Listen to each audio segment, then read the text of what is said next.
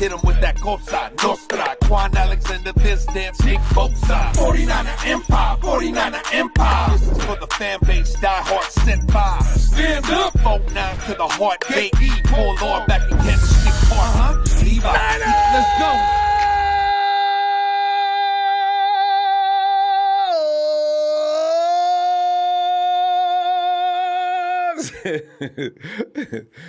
Every time I do that, I always think about, well, never mind. Fam, are you ready to talk some 49ers football on this, the eve of maybe one of the biggest games of the season for the 49ers? Are they ready to rock and roll? Are they ready to put to sleep any rumors or any stupid thoughts about, are the 49ers for real? 2 out of 3 on this particular stretch would be outstanding. Of course, losing to the Baltimore Ravens, of course, no big deal. The only shameful loss this year is to the Seahawks, who I noticed you're talking about saying the same thing. That team should be 6-4 at best, sliding by with teams making last-minute mistakes in the fourth quarter, being ranked as 20-something and giving up. Everybody. Anyway. This is going to be the game. The 49ers win this game. I don't think the Rams, I think the Seahawks are going to run out of this luck. The Rams win tomorrow night. We're back.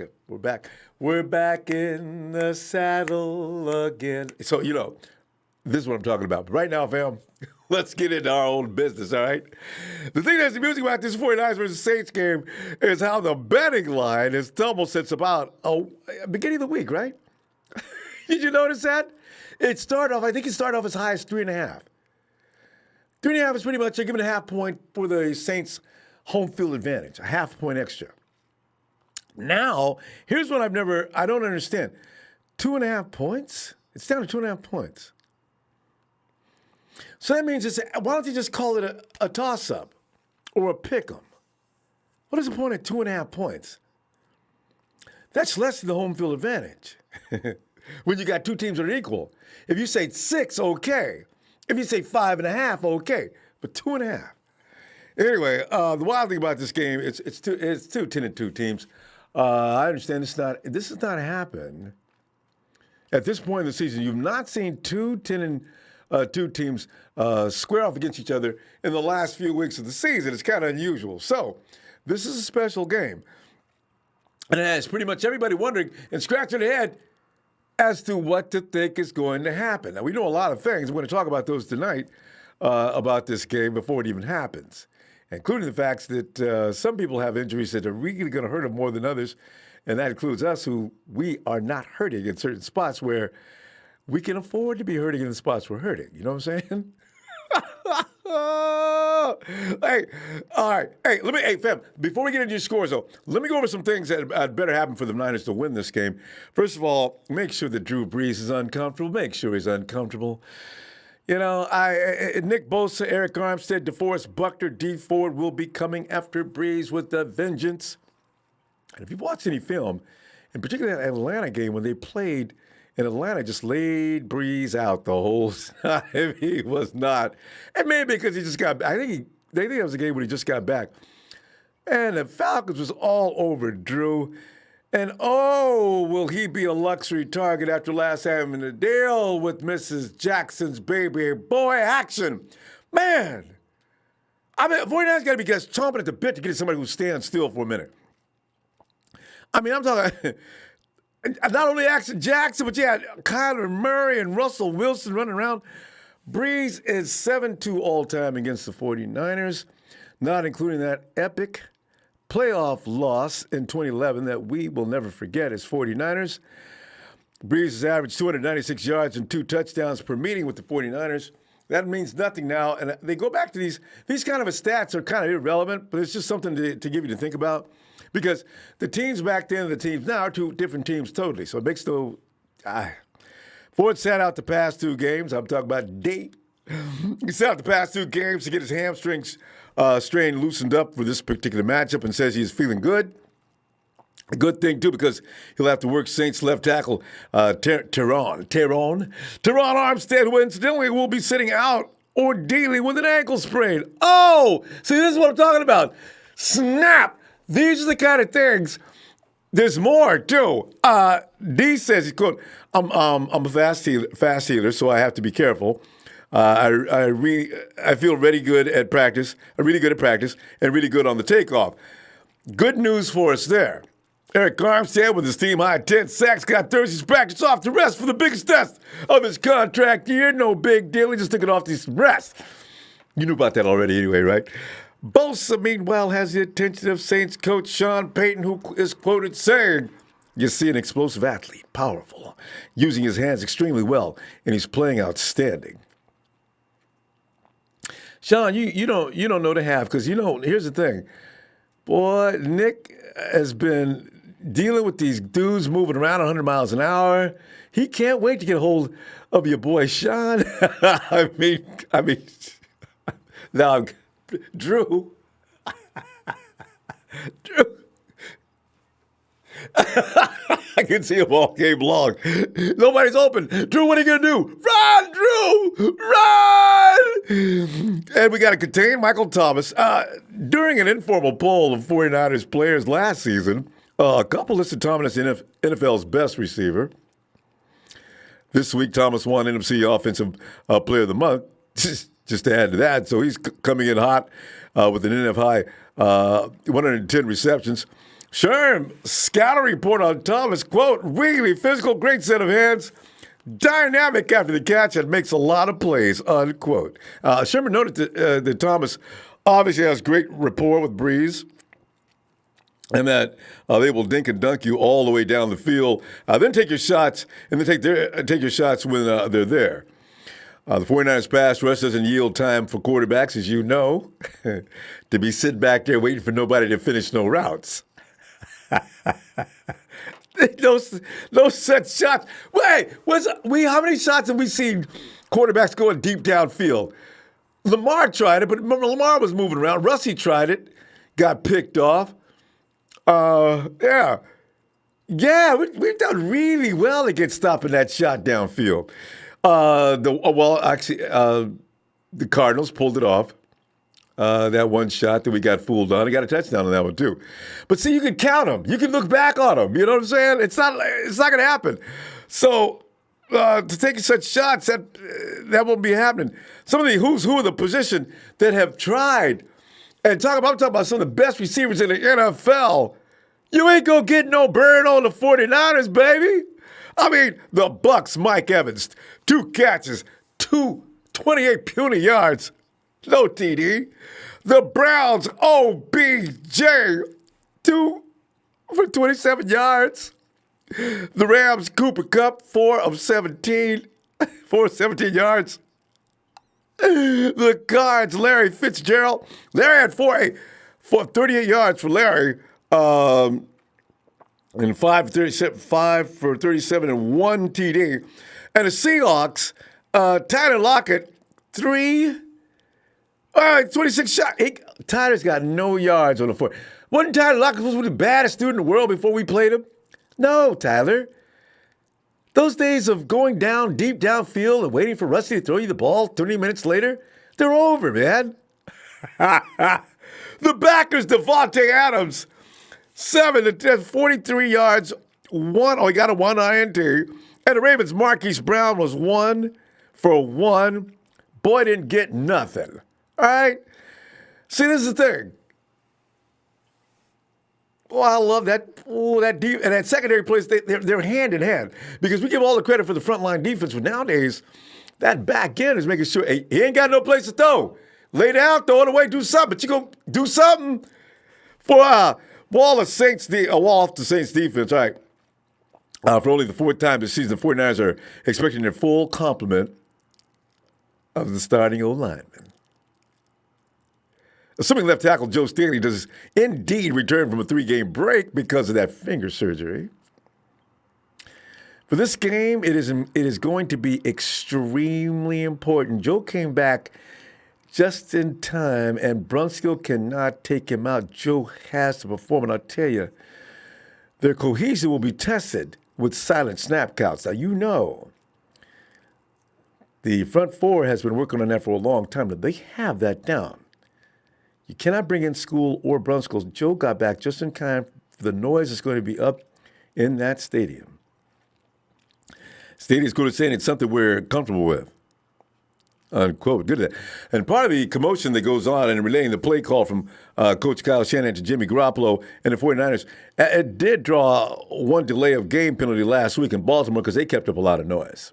And so, here's the thing. Mike McGlinchey's coming off what Coach Shanahan called the best game of this season.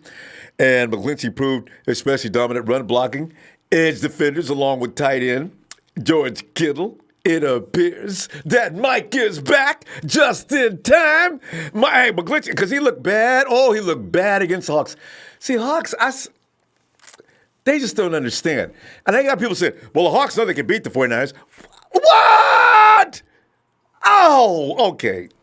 It's fine. That will all be put to rest soon. McGlinchey's pass blocking moves will be tested when he lines up most often against Cam Jordan, who's posted a career-high 13.5 sacks so far this season. Meanwhile, Stadium's been especially complimentary of defensive end Marcus Davenport, a 2018 first-round draft pick. Last year, remember, some of us wanted Davenport, but the reports were very raw. Glad we waited. Nick Bosa ain't nobody's raw. And I got a feeling he's going to start adding to his pad because Nick has not had a sack in a while. He's got to be chomping at the bit. But no, Marcus does have 6 sacks and 4 forced fumbles. There's only one behind Nick, actually. And the run game, boy. Coach Payton is aware of the 49ers rushing attack, and with good reason, too. Heem the dream. Last week, Mostert is coming off a career-best 146-yard game. And even though that will not assure him of a workhorse role in this game, it proved the 49ers rushing scheme can dominate even the best defenses. Matty B looking refreshed, ready to play after a 3-game rest and recovery for that minor ankle sprain. And that's the nice thing about the 49ers. This is why when everybody said, man, we don't need all them running backs, man. Get rid of this dude, get rid of that dude. Oh, no. In fact, if the 49ers pick up 3 more running backs next year, I'll be delighted. These guys don't last the whole season. You don't want to have to go out and find a new running back because you want somebody who knows how to run between the tackles in the offensive line, get familiar with everything. I don't know what's going to happen with Jerick McKinnon. I really don't, but if they bring him back, I got no problem. If he's healthy, he can go. Yeah, sign him up. Also benched last game in favor of the hot-handed Mostert, TC. Now, TC has the most experience against the Saints, but he never ran for more than 44 yards in the meetings with the Atlanta Falcons. So TC, but the weird thing about TC is this week he's hot, next week he's not. You can't get any real consistency from him so far. We'll see what happens because he could be key tomorrow because of the fact that he has seen enough of the Saints to know what works and what doesn't, you would think, right? But he hasn't done well with them in the past. But he hadn't had Shanahan the whole time either. Could make a difference, And the coaching, oh, Kyle, he's going to have to. Kyle's got to get something really done this week because Coach's 4th and 1 pass play that gave the Ravens a ball for their winning drive last Sunday still has a lot of folks around mumbling about that and saying things that ain't nothing nice, Kyle. And hopefully Coach will have gained from those moments in positive fashion. Coach Shanahan will need to be at his clever best to match up Peyton's creativity and insane fortitude. Sean Payton will do anything. So Kyle's got to be ready for that. Bobby Saleh's got to be ready for that. And Shanahan's unwavering confidence is a good thing. Because Kyle Shanahan, you see him in the press conferences when the reporters are asking him the same thing we're thinking during the course of the game. They ask him, and Kyle is standing there, face is just as straight as could be. He'll give you an answer exactly as to what happened and why. That's what I like about Shanahan, though. He's confident. He can come down off the confidence every now and then, though, and rethink things. All right, so anyway, but here's the thing, fam. And we talked about this a lot. To the untrained eye, he's backed off the past few games in terms of brilliant calls and unpredictable motions like he likes to do. But that may have been the Jedi Master saving all that for this particular time to bring it to the great state of Louisiana. You see, one thing we do know about Kyle, as we always say, at the beginning of the game, Kyle is doing weird things. He's doing plays that seem to be yielding to the defense. But Kyle is, we always compare him to a fighter.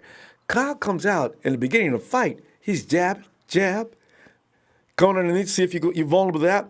And then all of a sudden, Kyle would come out and just throw a big haymaker out of nowhere. You see that throw that down last week down to Debo? Did you see that coming? Oh, good God. This is what he does. So that's why I always say maybe don't question Kyle too much. Trust him. I think he knows what he's doing. 10-2 says he does. I still say 11-1. I'm not ever going to acknowledge that Seahawks win.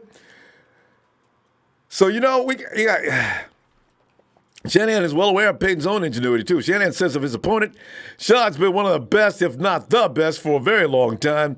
You can see his personality in his play calling, how creative he is, how aggressive he is, and he's going to keep coming at you every play and attack your coverages. And he's a guy I always try to watch pretty much every week, unquote. Shanahan won't be going call for call against Peyton, though, as much as defensive coordinator Dennis Allen, the former Raiders coach, who Shanahan called one of the best in the business. Fam, you think it's going to happen here? Because I got to tell you, Kiko Alonso and A.J. Klein aren't in that linebacking area. I think, first of all, the run game is going to get stupid. And George Kittle, y'all ain't got no first-string linebacker out there? And George likes to abuse your first-string linebacker. This is going to be very interesting. But can't go buck wild. You got, there's a lot of houses that still say the Saints win it. And I think it has more to do with the stadium than it does talent. Anyway. And T-Flow says, is that T-Flow or is that an L? Is that an L? T-Flow.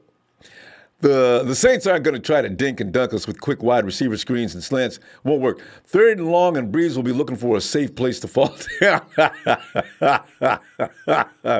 Luis Espinosa say, hey, what's up? Shout out to all the Empire chapters from the 559er Empire chapter, Visalia, Central Valley, Kelly. He says, my score prediction is 49ers 31, Saints 23. And Luis says, Niners need to have Kay Williams or Mosley Spy Hill when he comes into the game. I did forget about him. Taysom is, because, they see what happened last week. They're going to try to run some Taysom on us. You know it. 49ers know it. Kyle says he knows it. He just doesn't know in what capacity he's going to try to pull that off. Van der Merritt, what's up? He's not a fan. Checking in. What's up, Van? Razio says Niners are going to play pissed after that ball game, 34-21 Niners. Jerry Fresh, what's up, Jerry? I haven't seen you in a while, man. Jerry says, I miss you, fam. Jerry, man, good to see you, too. William Roberts, 34-17 Niners. Pete Gorman says, my score is 49ers 24, Saints 17. Niners by nature, 88. This is 42-13, Niners. Donna Bell says, hey, Donna Bell. Easy the third, 30-21, I'm sorry. Niners win. Robert Ibarra, hey, he says, let's go, Niners. What's up, fam? Hey, Ronbo, how you doing? Let's do it. Saints going down. Jack Del Mark Jr., 49ers 37-27. And Michael Pennegar says 49ers, 49-10 Niners. And Mario Lopez says 49ers 55, Saints 20. Boy, the 49ers blow this place up and get a lot of a high score. Well, I tell you what. Hey, Ohio State is choking? Oh, my goodness. Let me go up and check out and see what my main Dre, what's up? Can you turn that down? What's up? What's up with it, Ronbo? Dre, man, we sitting back here. Hey, Ronbo, can you do me a favor, bro? Can you turn up your volume? I don't know if anybody else can, but I could literally I could barely hear you. Really? Because I got my volume pumped up wide open. My meter says it's up. Dre, I'm not sure. Can you hear me at all right now at all? I can hear you, but it's just like I'm kind of struggling. You know what I mean? I don't know. It might just be me, but it seems like the volume is a little bit low. All right. Because I don't know if I can throw it any louder because I'm over-modulate. But Dre, go ahead. I'll listen.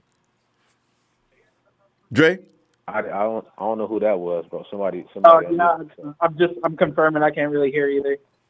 Okay, now that's two people, so it might be our. Okay, see if we can make some adjustments. Okay. Yes, sir. All right, but Dre, go ahead. In the meantime, while we're doing that, talk to me about this game, and talk about what could be the features that you think are going to cause the 49ers to win, or whatever the case is. So the main thing is when I'm looking at a receiver like Michael Thomas, like he's a good receiver, but we must realize that the Saints haven't faced a team that's above 500 in 7 weeks.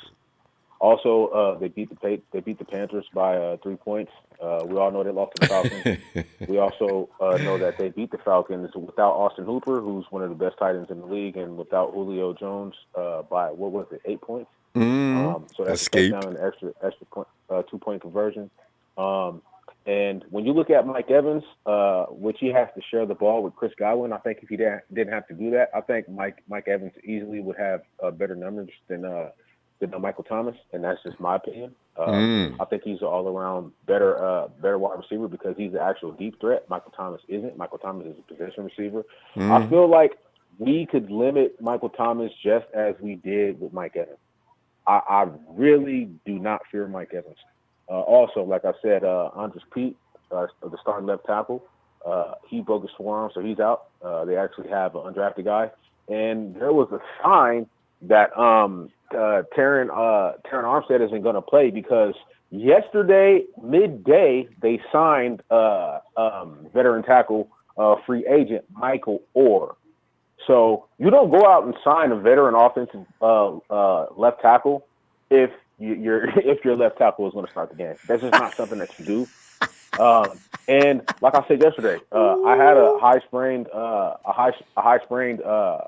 ankle. I had a left ankle high sprain, and I basically missed the whole track season. You know what I mean? It was like second week of track season, and it took so long for that high ankle sprain. It won't stop swelling up. Yeah, man. I've had a fractured bone, and that fractured bone in my ankle did not hurt as worse as the high ankle sprain does. And like I said, in high school I was 185, 10% body fat. I know 339 pounds is going to be a lot more painful on a high ankle sprain. And as I said again, put his ass out there on the high ankle sprain with both if you want to. Get out there. I wish they would, please. Damn it, I dare you. Oh, I dare you. God. I dare you. Because even on his best ankles, he was gonna have a job. So yeah, let him get out there limping. Man. So I dare you go ahead and do that. So their offensive line is in shambles. And what they were talking about doing on the Saints website is using their Pro Bowl right tackle to put them over to the left side, the Pro Bowl right guard to put them over there on the left tackle. But it's just going to open gaps up in the interior. And we all know when you can get rushed up the middle, it's better off the edge because all you're going to do is flush them to the edge, which would mean you're going to run into D Ford or Bosa. So. Also, Kiko Alonso and Davis, I think they're both out. They also have to go sign a guy in Matt Mateo who hasn't played in the whole year. And that is something that Kyle's probably licking his lips at. If you have to go out and sign Matt Mateo and think that's going to help you in a game against George Kittle and I think the best rushing attack besides for the Ravens, you got to be sadly mistaken. What that's going to do is cause them to they usually play cover 3, with the safety over high or cover 2. So what that's going to do is force them to play base and bring that safety down to try to cover George Kittle, just like the Cardinals did with Budda Baker. And you saw what happened to Budda. You just challenged George, made him mad. He challenged him, but he got his ass worked. Budda got worked. Even worse the second time. So I feel like with those holes on the offensive line for the Saints, I feel like we're going to be able to get to Drew Brees. And even if we don't necessarily get a lot of sacks, he's going to have to get the ball off quick, which means there's going to be a lot of catches underneath the defense. And I think that we have some of the best sure tacklers in the league. And that's not going to be good for them. They have one big play ability guy and tag in. But luckily, he drops the ball if you get close to him, because we've seen it with us. If you get close to hitting tag in, he's not going to reach out and make that catch. We have a guy, Marcel Harris, who was the highest ranked DB in the league last week as far as PFF goes, at 91.6. He played 29 snaps. I think we had a total of 67 because Armstead played 64 snaps, and basically he set out 3 snaps, and it was 67. So he basically played half of the snaps and had a 91.3, and he had that high PFF. So and he's speed. He has a lot of speed. So I tell you, Dre, it sounds to me like you got a score in mind. Well, because we got to pull up. Dre, what's your score in this game? Yeah, I could talk about this shit all night. Let me slow down. Man, I would say, damn, a score is going to be hard to, because I know our defense could do what they do. I just don't know how Joe Staley is going to look, man. And that's the only thing that bothers me is Joe Staley guarding Cam Jordan. I'm not worried about McGlinchey if they switch him over to the because McGlinchey's ready. Let's see. I would say 24-17. All right. I would say a 24-17, maybe a 27-17. You know what I'm saying? I'm going between those scores. So you want me with 26-15? Usually between them scores. Which one do you like the best? Let's go 27-17 for Dre. 27-17 for Dre. Let's say we win by 2 scores, and that last score comes at a garbage time touchdown. All right. Yeah, we can go in tomorrow, man, and do our thing, man. That's it. Shout out looking to for my fan, man. My player partner, my TNT partners, man. Trey Fresh, big show. Trey Fresh, big show. All the guys, man. Yeah, let's go in and do this thing tomorrow. And it's about 12,000 49er fans in New Orleans right now. And I bet you most of them will be there, too. All right, Dre. Yes, Talk sir. to you tomorrow, fam. All right, bro. Yes, sir. Here we go. Well, Dre lined it all up for you. Look, the advantages are just, hey, Dion.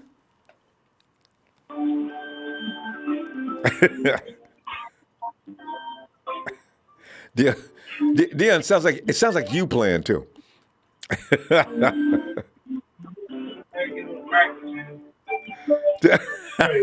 Is he practicing? Did he say get a little practice in? Is Dion getting ready to serenade? Hello? Dion. Ronbo, what's going on, brother? How you doing, man? Hey, we have that pregame rally, you know what I'm saying? We're pointing out reasons why. Hey, Dion, we always point out why we should win, but it is one of those games where there's no reason why we shouldn't. Like last week, we had to worry about Action Jackson. There's really nothing on that. The stadium facility is the worst thing we got to deal with. All that noise. And otherwise, Dion, give me some reasons why the 49ers might win this game. All the reasons that Dre just stated. Yeah, and I can just go ahead, Ronbo. No, I'm just saying, because he did. He did put an exclamation point on most of it too. Secondary, they got Michael Thomas, but what else? Here's the thing, missing. Man. The defensive line is going to eat that offensive line alive with all the injuries that they have. And we have Ford and Bosa back at the bookend. So here's the thing. Ford's get off is nasty, so he's going to be back in there smacking him in the neck like Ahmad Brooks did that one time. If you remember that play. Everybody does. There's memes on it. But what I'm saying is they don't have a chance against the defense. We had the number 1 pass defense in the league, and their only real weapon is Michael Thomas. They don't really have another weapon outside of him that's going to be crazy for us to have to deal with. We might have to work on a tight end or two, but that's not account for Alvin Kamara, though. Yeah, we have Kamara that we have to worry about. So we'll have to worry about him in the pass and in the run game. And then the only other guy that I actually have a little bit of reserve for is this kid Taysom Hill. Now, I know a lot of people feel like he's not that big of a deal, and this is a Swiss Army knife. Yeah. Taysom Hill for them is like juice for us. He can do everything. And that's Actually, a the little thing. more. That's the kid that I'm worried about because we have to be really mindful of him because they throw in so many different packages when it comes to him. Because when he gets in, you don't know what's coming. You don't know whether he's throwing, whether he's running, whether he's going to split out and turn around and be a wide receiver. Mm-hmm. He presents too many different options. But as far as like on defense, man, I'm not worried. You think I'm worried about Cam Jordan? Did you hear George Kittle? He said George is so delighted in blocking. He loves Yes. blocking. Like he really doesn't care. And for all you naysayers, George Kittle is the number 1 rated tight end according to PFF, and he's in the high 90s too. All you people that say, all these commentators out there saying George Kittle can't play, what are they, stupid? They're not watching football? I don't understand it. George Kittle's the best tight end ever. Unbelievable. He's out there in football. He's doing his thing, man.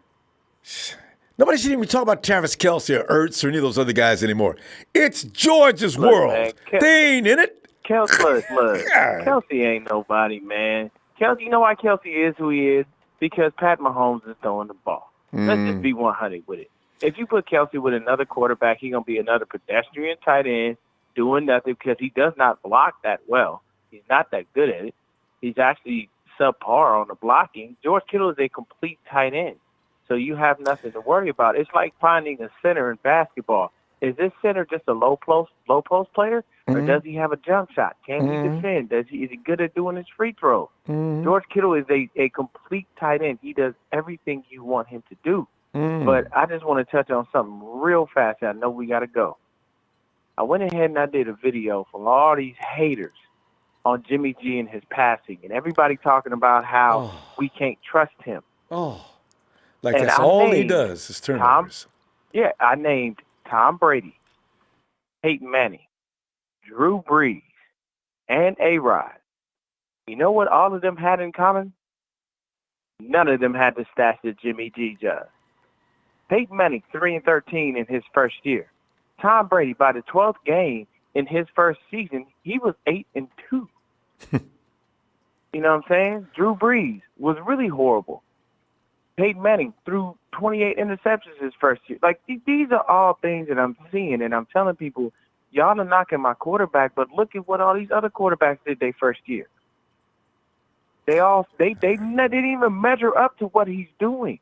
So for everybody out there, even our own people inside our fanhood, inside our faithful, that doubt they're the worst that ones. Jimmy G can get the job done, can't doubt him. If the numbers, if you don't like anything else, the numbers speak for themselves. The man purely and solely is a winner. Be upset about that if you want to, but you can't fight the facts. Facts state when he's on the field, we win games. And at the end of the day, Drew Brees is going to spend a lot of time on his back looking up at that ceiling in the Superdome. Because I tell you right now, Nick Bosa, D Ford, Eric Armstead, and DeForest Buckner are going to wreak havoc on that offensive line, and they are going to eat him for breakfast, lunch, and dinner, and a snack in between. D, leave me your score. We're almost out of time. Who's going to win this game, and what's going to be the score? I'm going to tell you right now, we win this game, I'm going to go 34-21. 34 points. I love it. 34 points. I believe it. Yeah, we're going to put it up on them. They ain't ready. They ain't ready for Debo. You think they ain't ready for Debo? They ain't ready for George. This is the toughest team they've faced all season. They've been clowning around in the South, and they've had a few more games, but this is it, man. I can't wait. Anyway, hey, Dion, I will see tomorrow so we can say, see, we knew this. So, you know what I'm saying? Yeah. All right, Ronbo. Hey, man, appreciate everything you do. Hey, thank you for having me on, man. You have always a blessed evening, brother. And to all our other faithful out there, have that faith in Jimmy G, baby. He going to take us to the promised land. I tell you. I do. And I'm glad you made that video, too. All right, man. All right. Talk to you later. Oh, yeah. Yeah. All right, brother. Bye. See, all right, man. You can see, I do not understand. Keeping all things equal. Don't give no excuses. It's not an excuse when you don't play football for a whole year and you're coming off an ACL. You need a minute, please. You're just going to be blazing. And learning Kyle Shanahan's system. Oh, hey, Jersey Joe.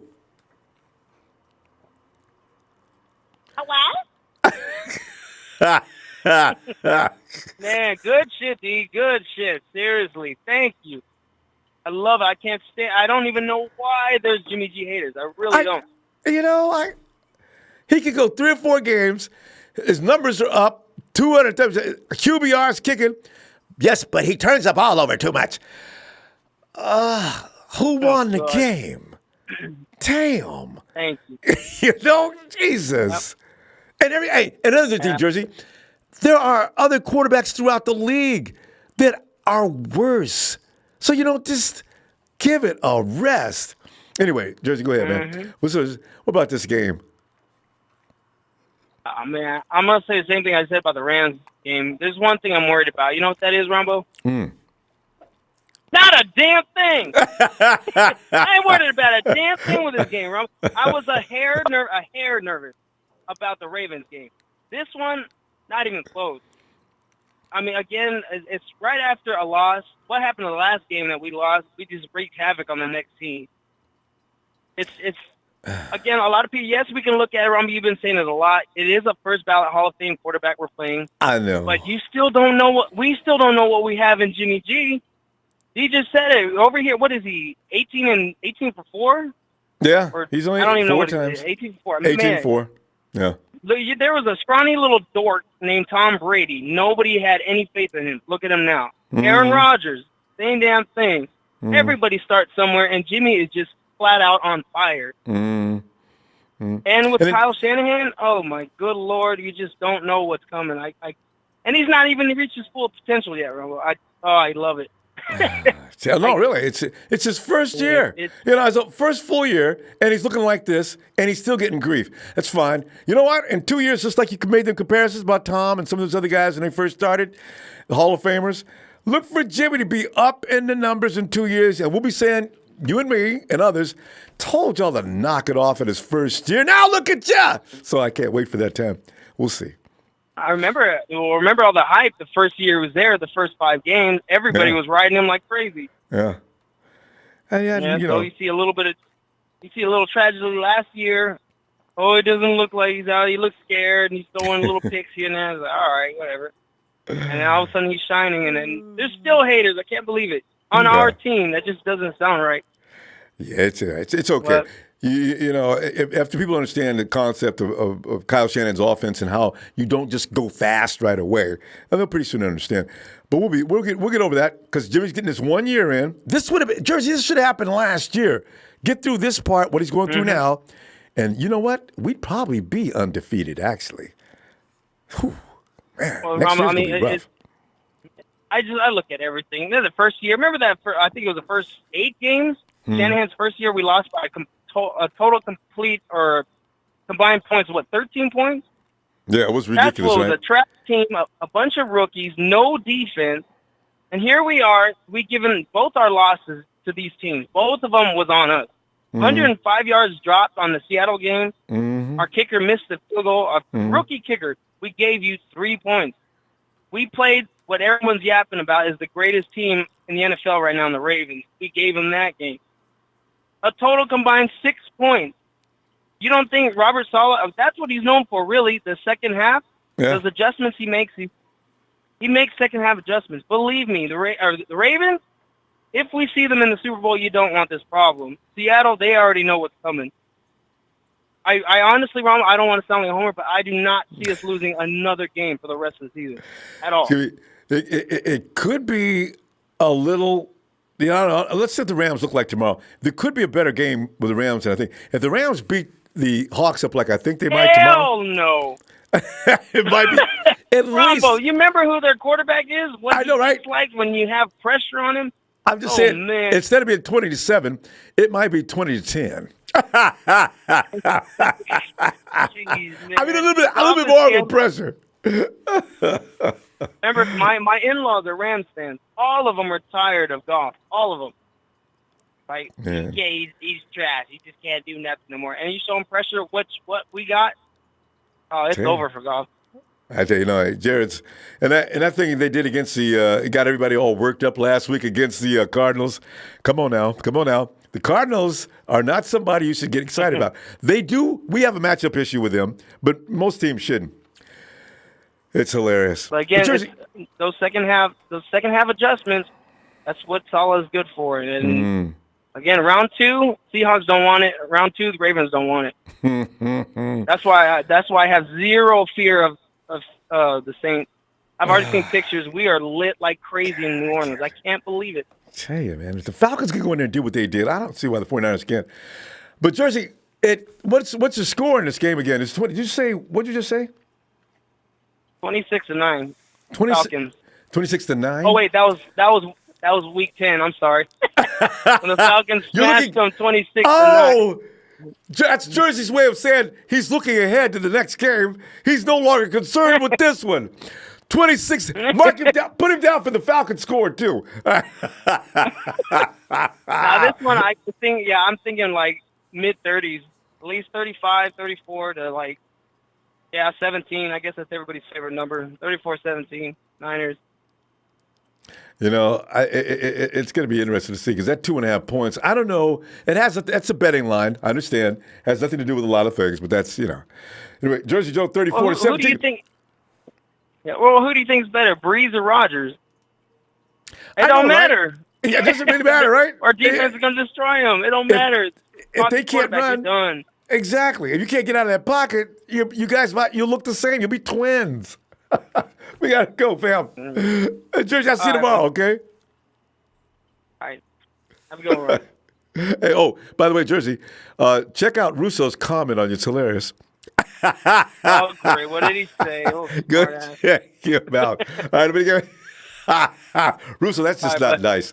All right, let me go over here. Good night, Jersey. And Mark Slaughter says 38-17 Niners. A lot of ooh la la. Ooh la la la la. I was so bothered last week I couldn't do that. And hey, Derek. Huh? Oh, hey, Dean. Oh, hold on, Liam. All right. What's up, Ronbo? Dean, we're sitting back here and probably talking out of turn, but we're pretty much convinced that the 49ers have no business losing to the Nowland Saints. What are you thinking? Yeah, I mean, in fact, no business give some all. reasons, I'm too. not worried about this game one bit. Man, yeah, I'm sorry I haven't been on, too, man. Holiday season's been crazy, No, understandable. But Niners do great against pocket passers. Like, we demolish them. I mean, what happened to Aaron Rodgers, Oh, God. Like, Kyle Allen. Go down to Kyle, my favorite guy, Baker Mayfield. If they're going to stand there, they will be crucified. That's just the bottom line. Yeah, now we got D Ford back, too. I'm not worried about this game at all. I'm going to my buddy's house tomorrow and watching the game with him, and he's a Saints fan. And he thinks that they have this game won, and I'm just like, dude, you have no idea. God, let me get Andy Dalton. Remember, Dean, the first snap, the 49ers dropped a red rifle before he even cocked his shot. I was hilarious. I was like, oh my God! So you know what? This is what they do. That's what they're built and designed for. Dude, watch for Nick Bosa, man. I'm calling it right now, dude. He's probably going to have 2 sacks on Breeze. Minimum. I guarantee it. And now, how about Taysom Nick Hill? Bosa will have 2 sacks against Breeze this game, man. I guarantee it. We should take a poll. We should take a pool on who's going to get the most sacks and how many. Dean, though, they got Taysom Hill. Now, Taysom's going to come out and do his best imitation of Jonathan Allen, Action Jackson, Kyler Murray. I mean, are you concerned with that? Are the Saints gotten to the point, and this game's not important to them because they've already won the South, would they go out and try to get us with Taysom? I wish they would. Maybe. I mean, I was thinking they might even try to put Teddy Bridgewater in, I mean, just because he's a running QB, he can run out of that pocket. Breeze, he doesn't run. He just sits in there. And that O-line's not that great. And I believe their left or right tackles out, too. So yeah, that's Armstead, Terran Armstead. Dean, think about this for a minute. I'm not worried about this game. And then their passing defense isn't that great either. I feel like Jimmy's going to have a really good game too. So And they can't stop us from it's running going to be either. So I'm so excited for this game, man. It'll be awesome too because that Ravens game, I mean, it hurt. I mean, it didn't hurt as much as the Seattle game, but man, that would have been nice to beat the hottest team in the league right now, And we definitely showed up. There's some bad calls there with the refs, but but what it is. At least they're a good team, Dean. This is the only thing that bothers me about losing to them and losing to the Hawks, who got away. Okay, you know what? What if? Now I just thought about this. Wouldn't this be crazy though, Dean?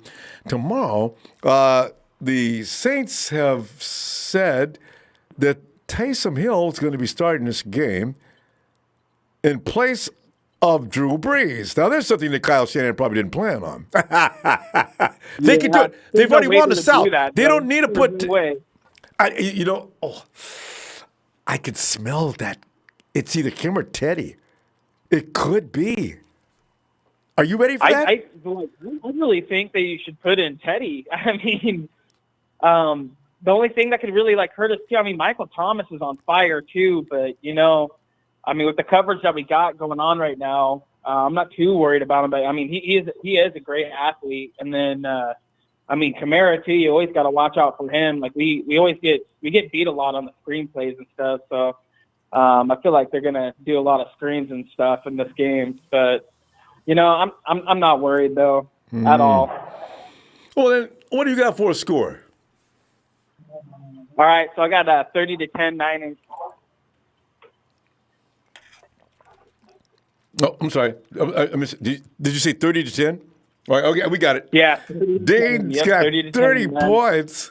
I like that. Yeah, the Saints have nothing, man. I'm so pumped up for this game. I know we're gonna kill it. I don't see any other. I don't know how they would, unless the noise factor is going to bother the 49ers. But Joe Staley's already said, man, we got the silent countdown. We know what we're doing.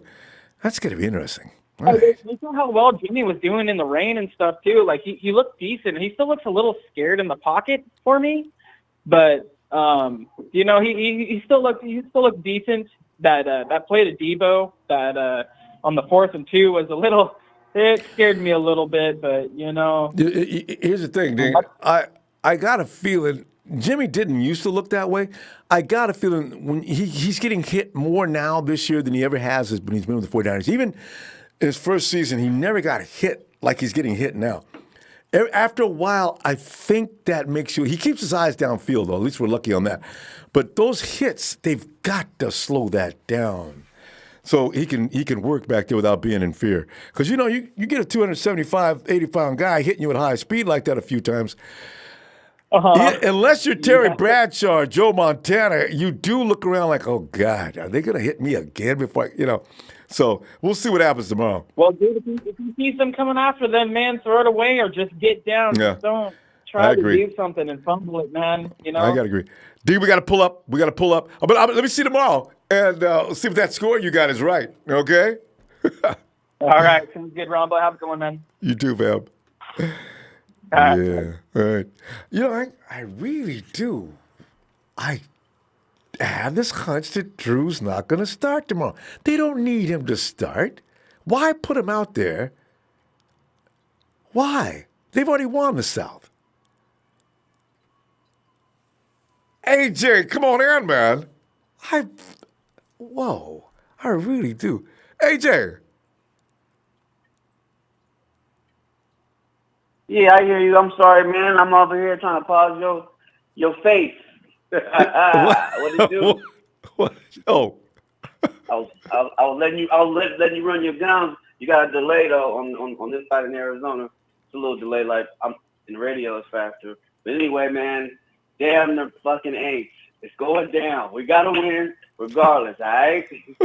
Point blank. We gotta dumb down their scheme because that's a machine I ain't gonna front. They're gonna be a hard squad based on what they need to win for that division. But they ain't in our division, Ronbo, so that means they don't play us that much. That means we gotta make sure that Sean Payton don't get in his bag and don't have no type of I know Jimmy, you better not be having no damn Turnovers, I know that. That's for a fact, bro. Straight up. If he had the turnovers, we done. Because that means Drew Brees had the ball more. Period, point blank. If anybody fumbled, it better be something else. On something else. But it better be not his ass. We got enough of that. I done had enough of that off of him. That's off top. And then we got Staley. I don't know why they brought him back, but oh well. He might be out there looking like peaches. So I don't know about him. So AJ, he kind of needs to go ahead and spice his life up at the fisherman wharf or something, man. Because he retired. Well, he needs to retire after this shit, for real. AJ, I take it you don't have a lot of faith in our offense. Hell no. No faith. Not in Staley and Jimmy fucking G. He has to have that. He has to have that laser point focus. Otherwise, we done. We're gonna be done. Cause the Saints, please, the Aints I call them, but we gotta really, really have a good defensive scheme against them. Period, point blank, and offensively, we just gotta put points on the board. If he's fumbling that ball, looking all brown shoe and happy feet, nah, we ain't getting shit. Not with that crowd. Not with the way they got mojo out there. You feel me? AJ, I don't want to slow you roll too much, but you do know they've only lost twice this year. And I do, of course. I know. But you're talking as if that's week by week. I just want to throw a challenge flag on you because you're talking like that's all Jimmy G does. This is what my problem is. No, this is my problem with that conversation. Why do people overemphasize every mistake when we're pulling up? We're averaging how many points a game? All right? I understand an error here and there, but let's not picture him as who's the worst quarterback in the NFL. Let's put him in the well, I can't say anything about what's his name over in Chicago, but anymore because he beat the Cowboys. But are we getting carried away with the criticism of Jimmy G? I don't know. I mean, I do know, but I mean, they hunting for him. That's all I gotta say. That defense is gonna be hunting for Jimmy G, just like we hunting for Drew Brees. And you don't feel like you got any confidence in him getting anything done. Nothing but fumbling. I got confidence. Oh, yeah. I believe the confidence is how he has been, like his game plan and like his focus. The properties of him stepping back, losing the ball because of a sack that he probably could have taken, and then not being able to receive the snap. Well, I mean, he done a few things. I think that just was, I don't know. It's just Jimmy G has a lot of he has a high number for his first year. He has a high number. If anything, he should be like Alex Smith had that many for like 2-3 years. What? Alex was awful when he first started. AJ. Not no fumbles. Well, okay. He was managing the ball. He was managing the ball without the fumbles. I know that. Anyway, I got you. I got you. Anyway, AJ. All I'm saying, man, we got. All I'm saying, it's a away game. We can win this game. I'm not doubting that. However, bro, there's a big pause with Jimmy G on some of the mistakes that he has made. You'd rather see Nick Mullins come out there? Nah. Nick Mullins is hell no. It's too late in the game. Too late in the season. But all I know is if we don't win this game, I'm about to go. I've been on this game or the other game against Seattle. I want this game on Seattle. I want to. Man, I met a Dallas Cowboy fan at my job. Man, that dude was so. He lost $200 on that last game Thursday night. He had a. Well, you know what? He was right to make that bet. They should have won. I don't know what's going on with Dallas, but AJ, give me a score. What's going to be the score in this game? 30 to 26, 24. Okay, so you do have enough faith in Jimmy. No, you do believe he could put up 30 points, though. 30 points is putting up if the defense ain't, for whatever reason, the defense ain't keeping the game like they could be on Jimmy G. Jimmy G is good. I ain't taking away from him, but if that defense go out there and really start putting things in different packages and mixing it up and getting to the ball, so probably be a long night in the dome. Trust me, everybody has felt the dome. They skillful, man. Well, I don't know. I think the Falcons like playing in the dome. Dumb moves. Probably making some dumbass moves. Shannon be getting them. He be going 25% with his mind sometimes. Not managing the clock. That shit boosted. Right. Later, man. You know what it is. Niner, bang, bang, bang. Yeah. All right, AJ. I'll talk to you later, AJ. All right, brother. Night, fam. And yes, Satch, Montgomery, 41 Saints. Sats got it, just reverse it. 41 Saints, 14. Janiyah, that's right. It's a little girl. I forgot about that. Hi, Janiyah. Flem Ida here. Hold on. Hi, Janiyah. And Sats, thanks for that contribution, fam. All right. Fam, and you know what? Now that I've made myself crazy with the thought of Bridgewater or Hill starting tomorrow, I see that really a huge possibility. They may talk Drew into it, tell Drew things like, Drew, we want you to stay fresh because the fact is we got playoffs coming up and everything. This is not a game that we really need to win. So let's go ahead and you take a break and let's go ahead and get Teddy in there for this game. Shabazz! Come on in, Shabazz! What's happening, baby? Shabazz. Can you hear me? I can hear you loud and clear. Can you hear me? Yeah, I can hear you, Ronbo. All right. What's the panic? Why has everybody got themselves all riled up for nothing? I know, man. Just easy money. After tomorrow night, we will be back in first place. I got, first and foremost, we'll take care of them 31-17. I don't care. Drew or Teddy. Taysom, I don't give a goddamn who playing quarterback. Because I'm telling you, they're switching quarterbacks on the Shabazz. The final score will be 31-17 on that. And the Lambs tomorrow night is going to do us a favor, and they're going to beat up on the Chickens.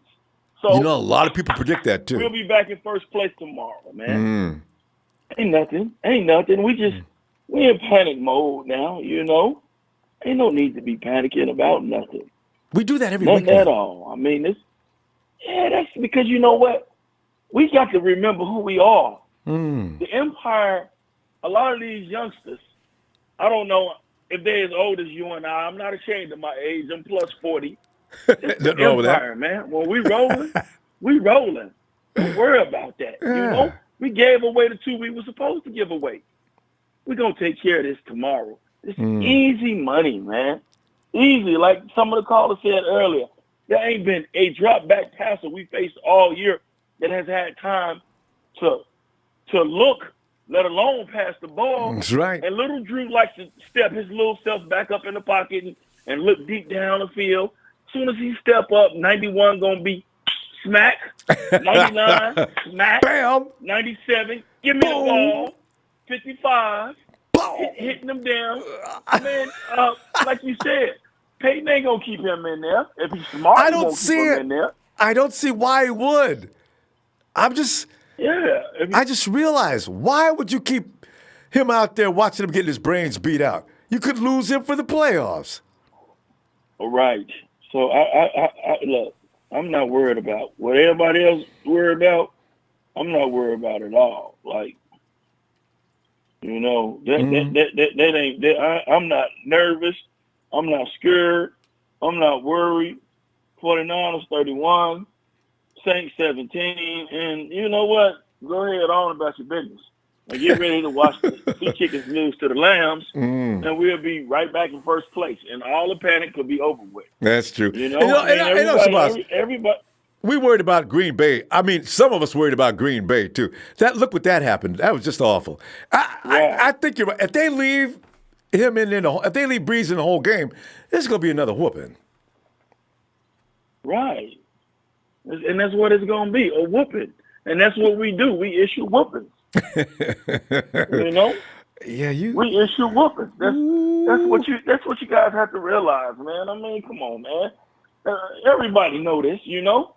Even like going back in retrospect, because I ain't been on in a minute, Ronbo, I didn't get a chance to talk to you about the Ravens game. Man, get up out of here. The Ravens know that. Lamar know that. And everybody is so acting like that read option stuff is new. Man, Greg Roman know what's going to happen. I don't even think they're going to get past New England, to be honest. I know. I don't. Yeah. Everybody's counting New England out. I'm not even counting New England out. I'm sorry. And you're right, too. Belichick is not going to let them beat him twice in 1 year, especially in a money game. No. Yeah. No. Not at all. Not at all. So, hey, I'm just relaxing. I'm waiting on tomorrow. I know I got to go. Shout out to all the Niner faithful that took over on a Southwest airline plane. I wish I could been down there because I fly Southwest. That's my airline of choice.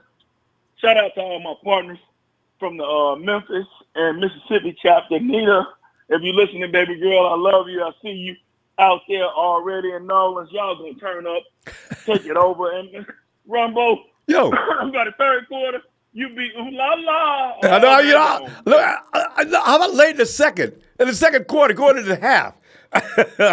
That's what I want to start singing. Second quarter, you know, we got to make it look good for the people, Ronbo. But third quarter, it'll be wrapped up.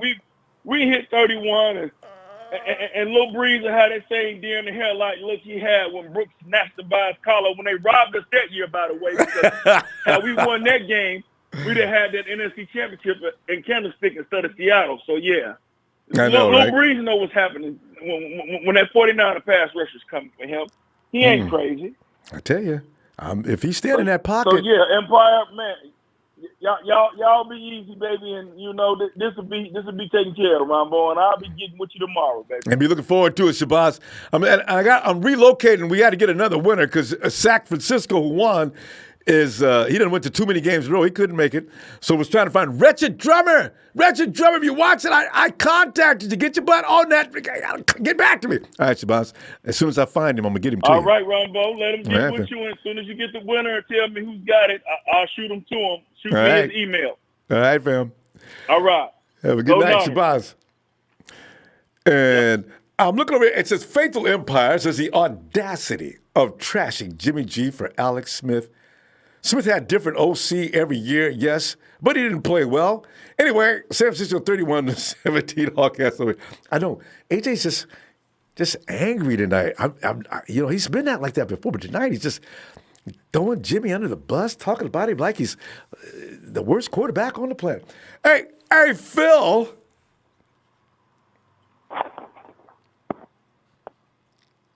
Ronbo. Phil, listen. Let me ask you, could I be onto something here? Could Sean Payton, knowing that Breeze would be dead meat, as soon as he stepped out there in the first quarter, they'd have to be carrying him out.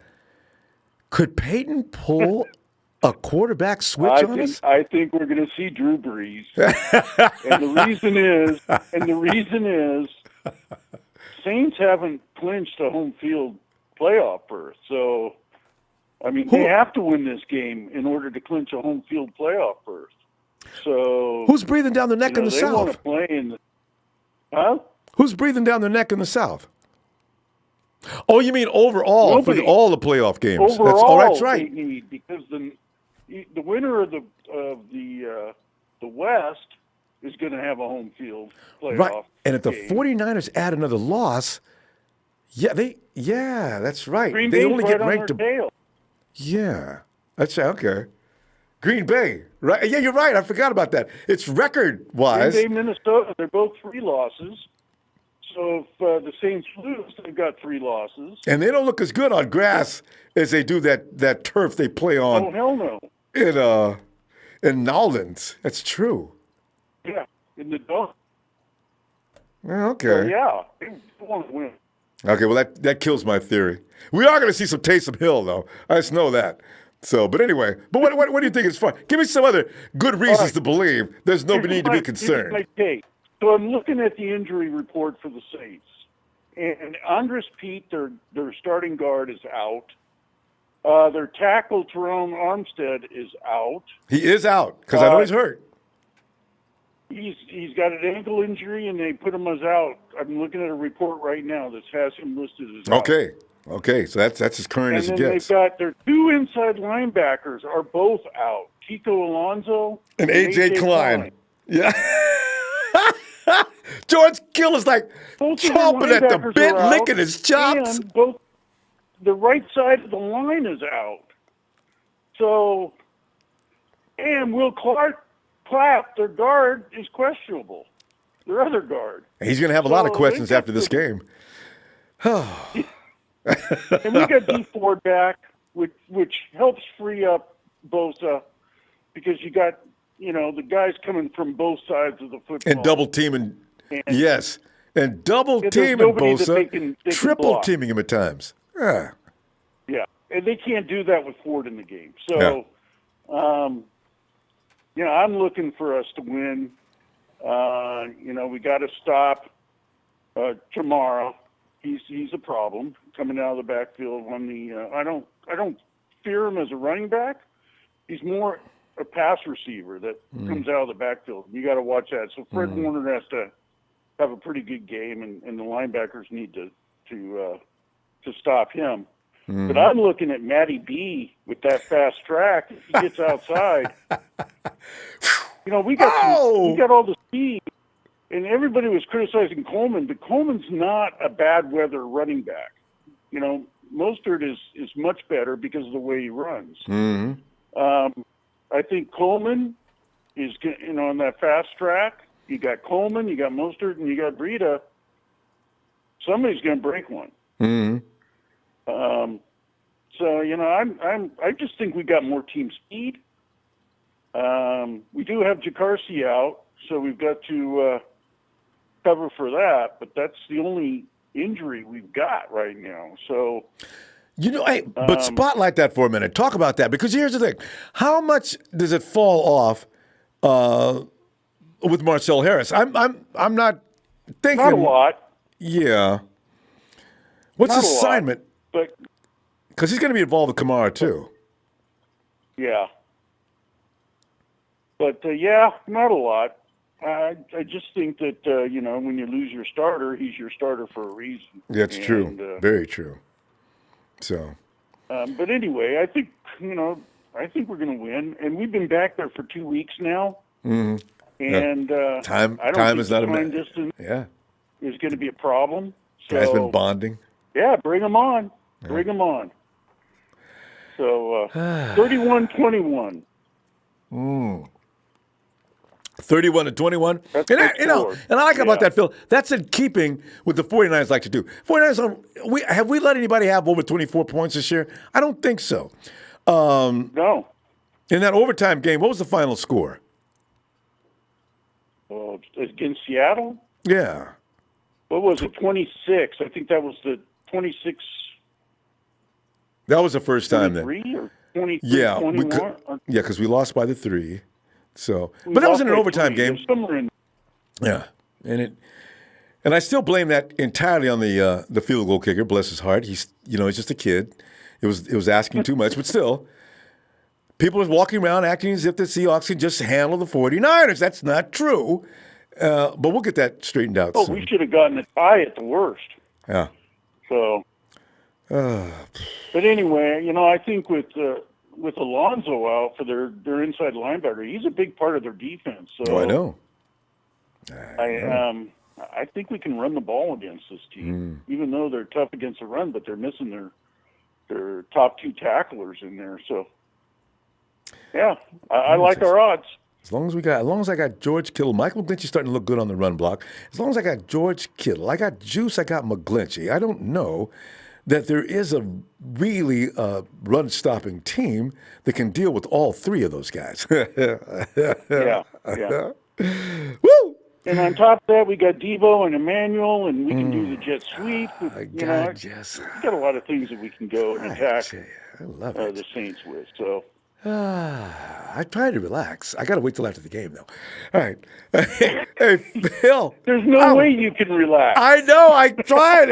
It's not comfortable, Phil. I'm stressing out here, and I'm losing. Know. But anyway, we'll make it. We'll be fine. Yep. See you tomorrow, Well, Phil. we'll see you tomorrow morning. Yeah. All right, Ronbo. Take care. You too. Have a great night. Oh man. All right, later. Bye.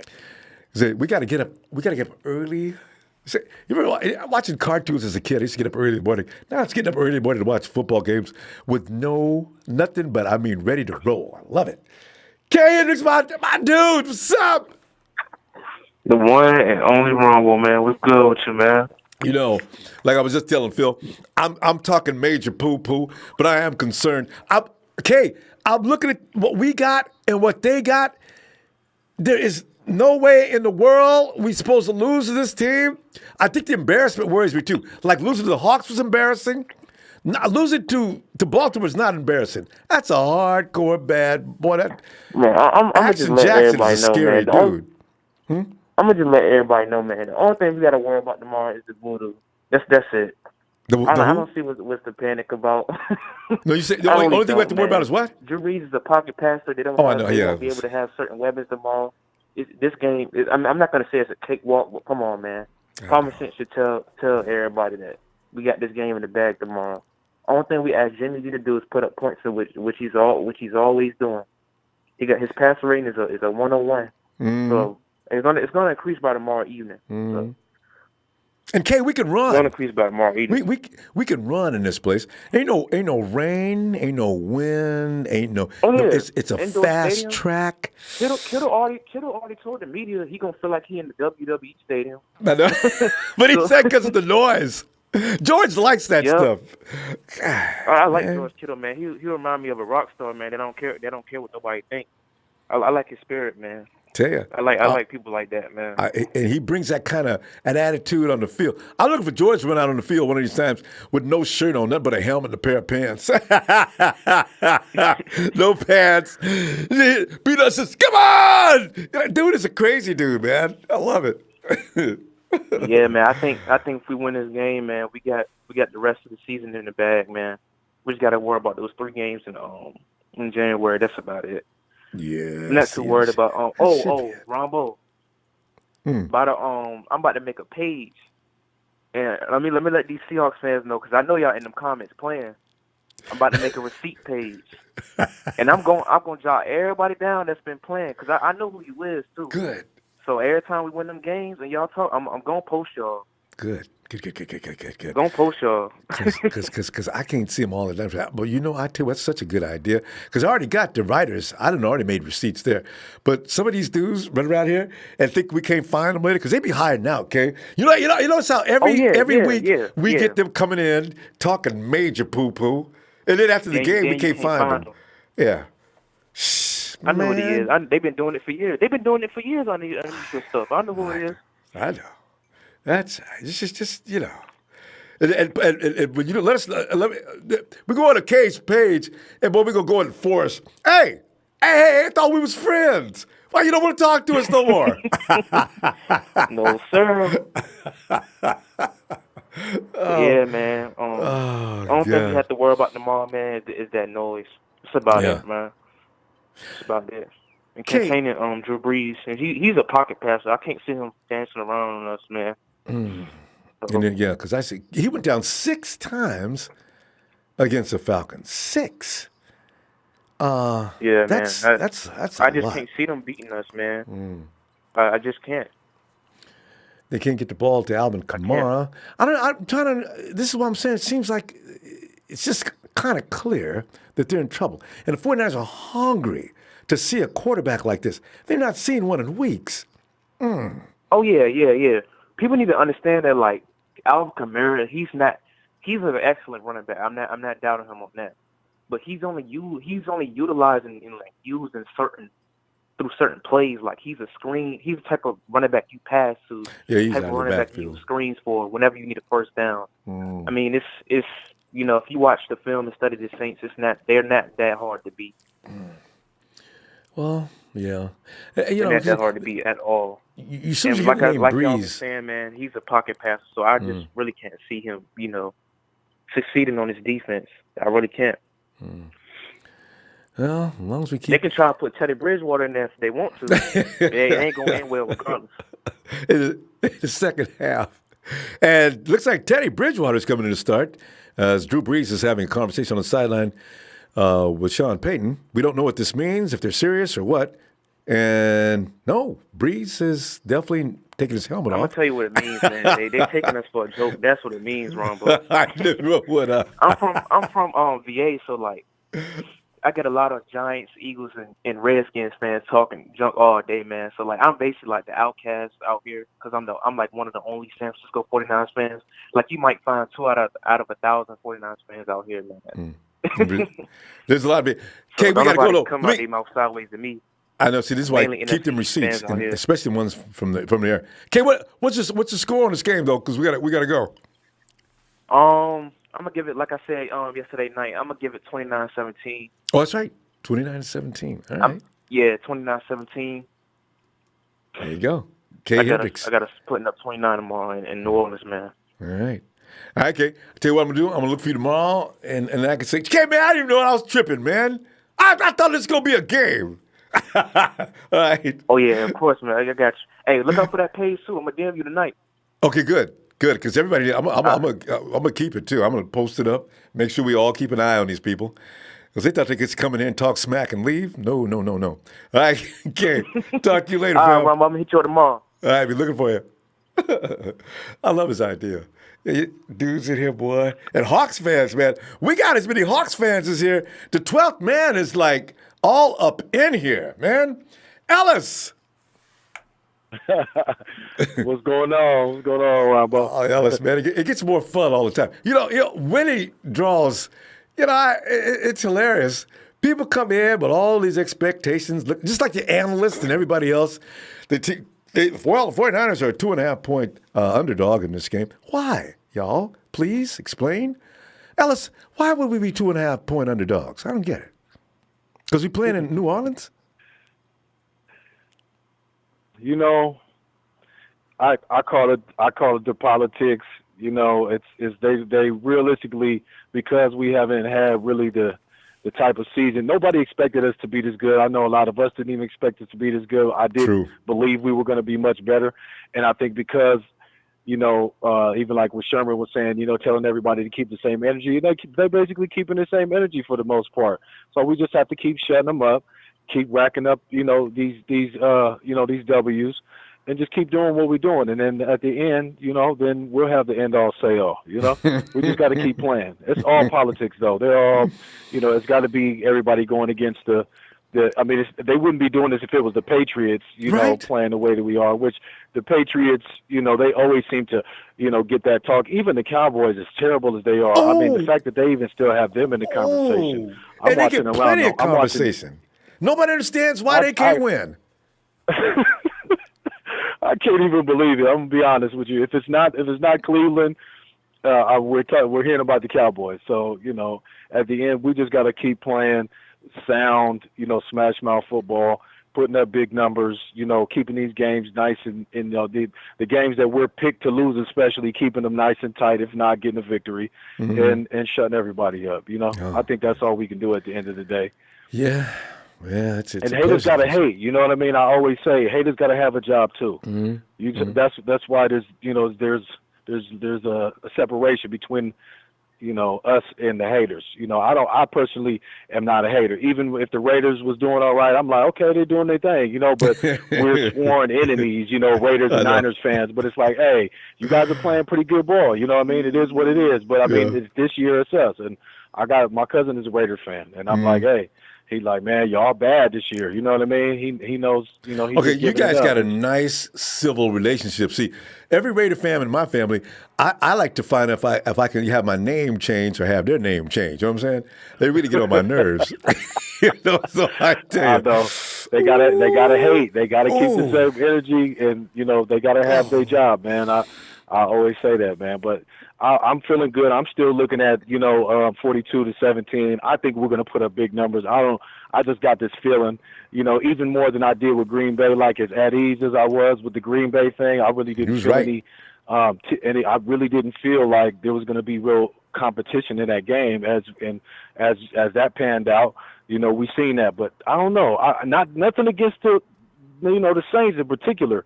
I just feel like this momentum that we're about to go on a burst real quick, and it's gonna take them by storm. And I think we're just gonna get out quick, and that turf is gonna feel real good under those feet. When Matt and when Tevin and Raheem get on that field, and George is gonna be out there. I just feel like with the conditions and everything, we're going to do really well in the dome. And I can't wait. I'm waiting for 10 a.m. I'm setting my alarm clock. You can't get up 10. If you like me, you're up at 6:30 because you can't relax. Here's the thing. See that's they got some serious injuries in the wrong place for the foot. Your linebackers are missing. You got offensive linemen out. Oh, that's a formula for disaster.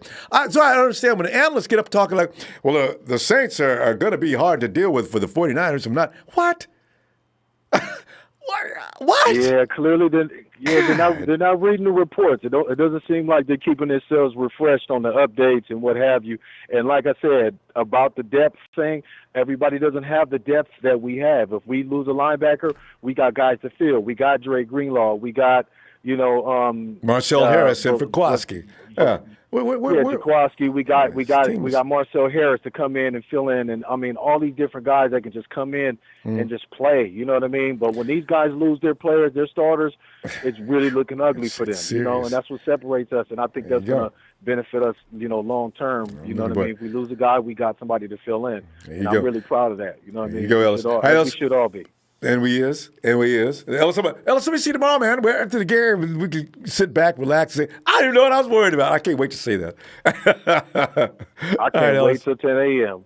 All right. All right, man. Shout out to Niner Empire. Yeah. All right. Night. Later. And, hey, Justin. There you go. How you doing? You okay? How you doing today? I'm okay. Just you remind me. The music didn't bleed through, did it? The music didn't bleed through? Okay. Just, do you do drugs? No. I had music in my headphones, and I didn't want to get copyright on your show. I used to have a friend that used to speak in like he had a conversation going on, and he thought I got the whole conversation. When the conversation was going on in his head, and then I'd get like a sentence that had no connection to anything, and then I'd usually try to figure out what was going on. See, that's what you just did to me. I have no. Just what are you talking about? Oh no! I thought like music does your thing, and I was like, oh no, I don't want to get copyright on this show because I know copyright is huge now. It's like yeah, I know they will get you for that. Everything. But hey, Justin, we got a game coming up here, and as you know. Oh yeah. And well, I wanted to continue our conversation yesterday. It was in the right. sport, Go ahead. I understand. Hit upon them points. Yeah. Yeah, I looked at the game last week. We played a little bit slow. We got a fourth down touchdown after that, but then after we kind of started off slow, and then we punted, and we got the touchdown. To Morset got the touchdown, tied things up. But after that missed field goal, it kind of felt like the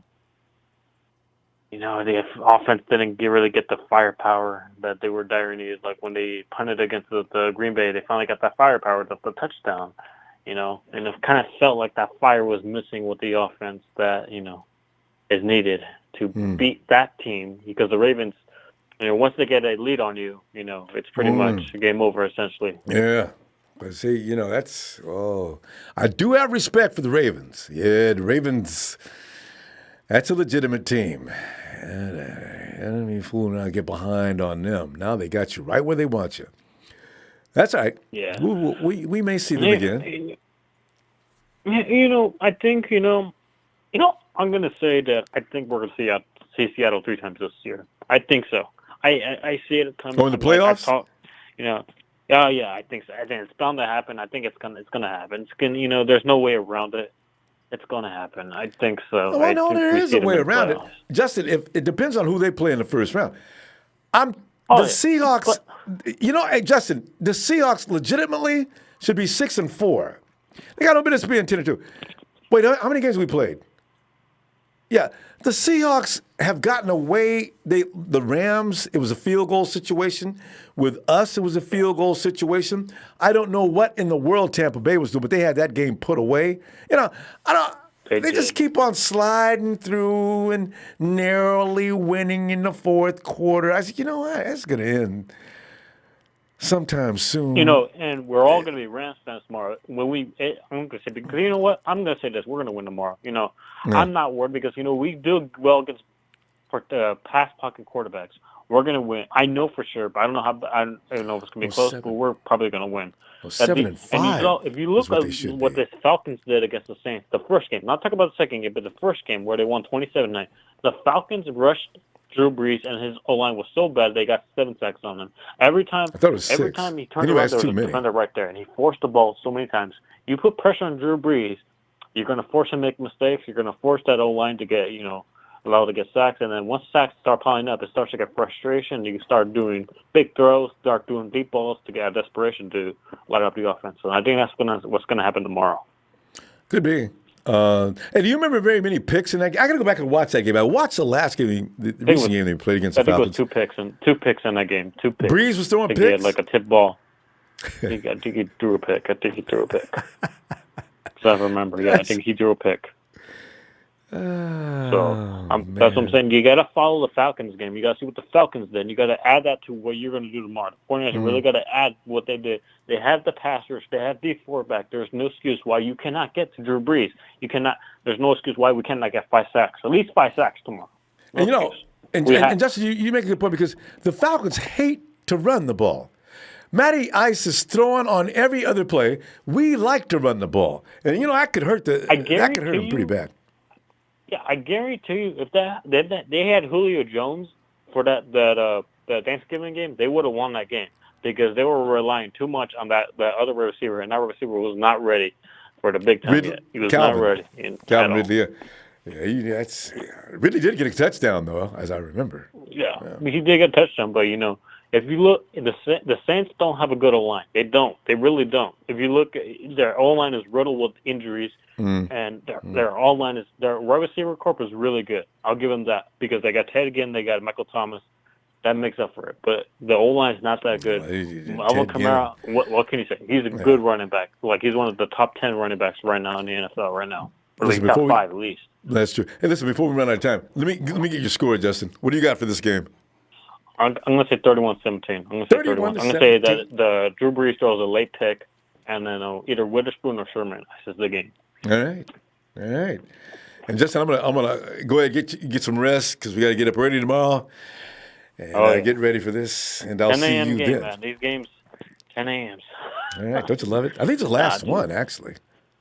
Yeah, it's the last hopefully, one. man, because I'm tired of getting up early for these damn games, man. The Falcons come to us. I know, right? Rest. We can always take a nap later. All right, fam. See you tomorrow. All right. All right. Good night, y'all. And safe drives and stay out of this rain, man, because it's coming down pretty hard right now. It's very sexy, though. I like it. All right, fam. Hey, it's Okie Niner. What's up, fam? Okie Niner, where are you? Are you in Louisiana? Where are you? I thought I was. I'm trying to remember. Anyway, thanks for the contribution, fam. Haven't seen you in a while. And I see the area code says 209. And Okie also believes they're going to try a trick play or two. Yeah, I know. Taysom Hill. Hello? Hey, hello. Who is this? JT, Ronbo. JT? What's up, JT? JT, you're coming in 209. Well, JT, you know what we're talking about here. We're trying to figure out this. We're 2.5-point underdogs. They're missing a very valuable piece on their offensive line. They got the 2 starting linebacks gone. They got a pocket quarterback. And yet we got guys coming back, but we need to be a 2.5-point underdog. I'm confused. People like to discredit the 49ers, Man, constantly. Anytime we lose a little game, we barely got two game losses, and just because of strength of schedule or whatnot, they want to put us at the number 5 seed, and they want to have something to talk about, Ronbo. They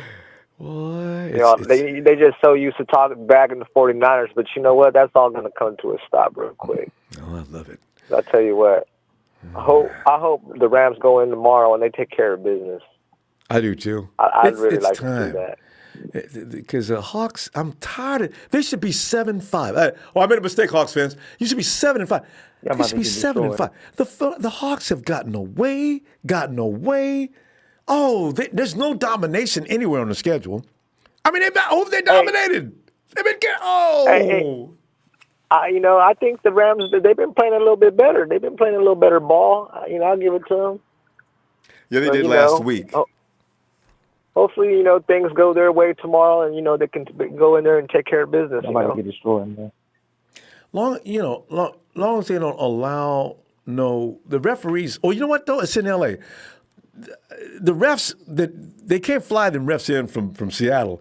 Those man, the Hawks be getting some calls that don't make no sense. I don't even believe the 12th man believes them calls. They're just grateful. Hey, Ronbo, I'm gonna say something else. I believe, I think Emmanuel Sanders expressed it, to the young wideouts that, there's a sense of urgency right now. And I think we're gonna go in there. We're gonna play some ball tomorrow on offense. I think we're gonna score a lot. I don't know if it's gonna be a shootout, but if it is, we're gonna come out on top. Yeah, because when it comes to that, when you got Kittle, boy, you got all you need. That makes everybody else's job easier. And like you said, E-Man, he's already got the rookies like Debo. Oh, he's got Debo pumped up. Every play, you make it like this is it, Not only that, we got that three-headed monster back tomorrow in the backfield. That's going to be a little something fun to we got Matty B coming back up in the house. Man, Ronbo, I'm so excited. There'll be some runs tomorrow. On that fast field. Oh. Fred Warner, he's playing ball right now. I'm totally confident. To be honest with you, I don't even think it's going to be a shootout. I think we're going to win probably not by a real large margin, but we're going to beat them. I say. What do you got? 31-17. We're gonna shut them down. They might get lucky some plays here and there, but for the most part, we're gonna contain them. Sam, you know what I'm gonna do? I'm going I think you're about the third or fourth person so far, like 31-17. And I'm gonna stay with your 31s. I'm gonna throw 31-17 with you. You know what? I'm adopting that number too. Put me down for 31-17 too, because that makes sense. You got that offense right now. They're going to be clicking tomorrow, Ronbo. I'm telling you, you're going to see it tomorrow. We're going to see some Debo. I tell you, man, because give me that bike punk. You know what I'm saying? We're going to be punking them. If they plan to put, I'd love to see Debo just punk the shit out of Marshawn Lattimore. Marshawn does not know. People don't know. Debo's hard. I don't know what he's doing to defenders. But did you see Marcus Peters last week? Marcus, all right, man, go on, man. Get off me, man. And then Debo, I think he's my ball punk. He takes the ball, runs into the end zone. Man, I've never seen Peters back off of nobody like that. That was strange. And watch. I watch George Kittle tomorrow. I just see him for some reason. He's gonna go off and he's just gonna stiff arm somebody. I just see it coming. I tell you, man, George is, and they got some people in there playing linebacker that it's gonna be interesting to see. Kyle's gonna work that middle to death, because if they're gonna be soft in the middle, man, look for a constant traffic going down through there. And then finally, Jimmy's going to go downfield looking for the Debo. I bet he does. And if it's off of Eli, what's his name, Flowers, boy, that boy he can't cover. They're in trouble. Anyway. They're in trouble, I'm telling you.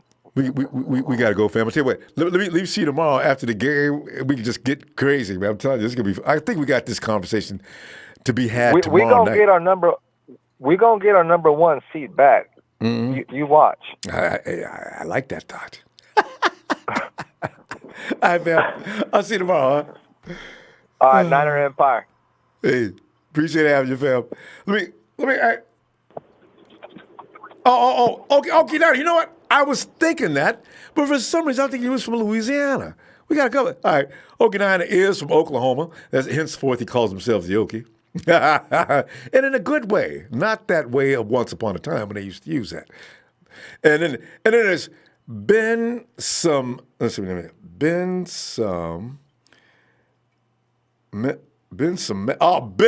Metal Ford. Thanks, fam. He says it's Mike McGlinchey playing at a Pro Bowl level, ain't he? Oh, Mike McGlinchey, man. Mike had his one bad game. Has been kicking butt ever since. That's all right, Hawks. Mike McGlinchey will be feeling better by the time we get to y'all. Yeah, I tell you. I want to go to Ironburger. Yeah. Emilio, I want one. Hey, Emilio, can I get one? Give me one. I want some with extra cheese.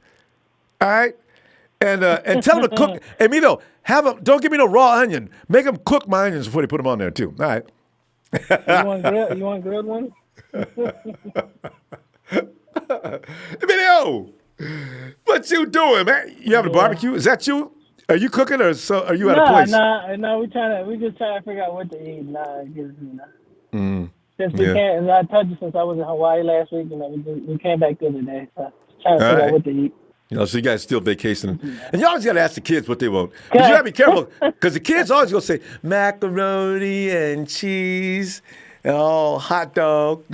This is a favorite meal of American children, macaroni and cheese and hot dogs. But your little girl likes hamburgers, so she's special.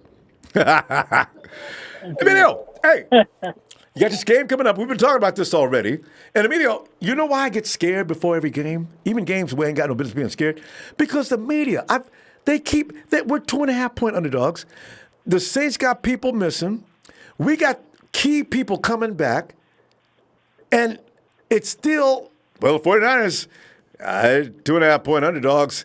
Sean Payton should have enough offense to be able to stave off the 49ers attack, and the defense should be able to contain. What?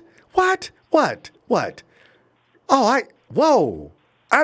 do they get these things? Well, you just like listening to everybody else. I don't know why. You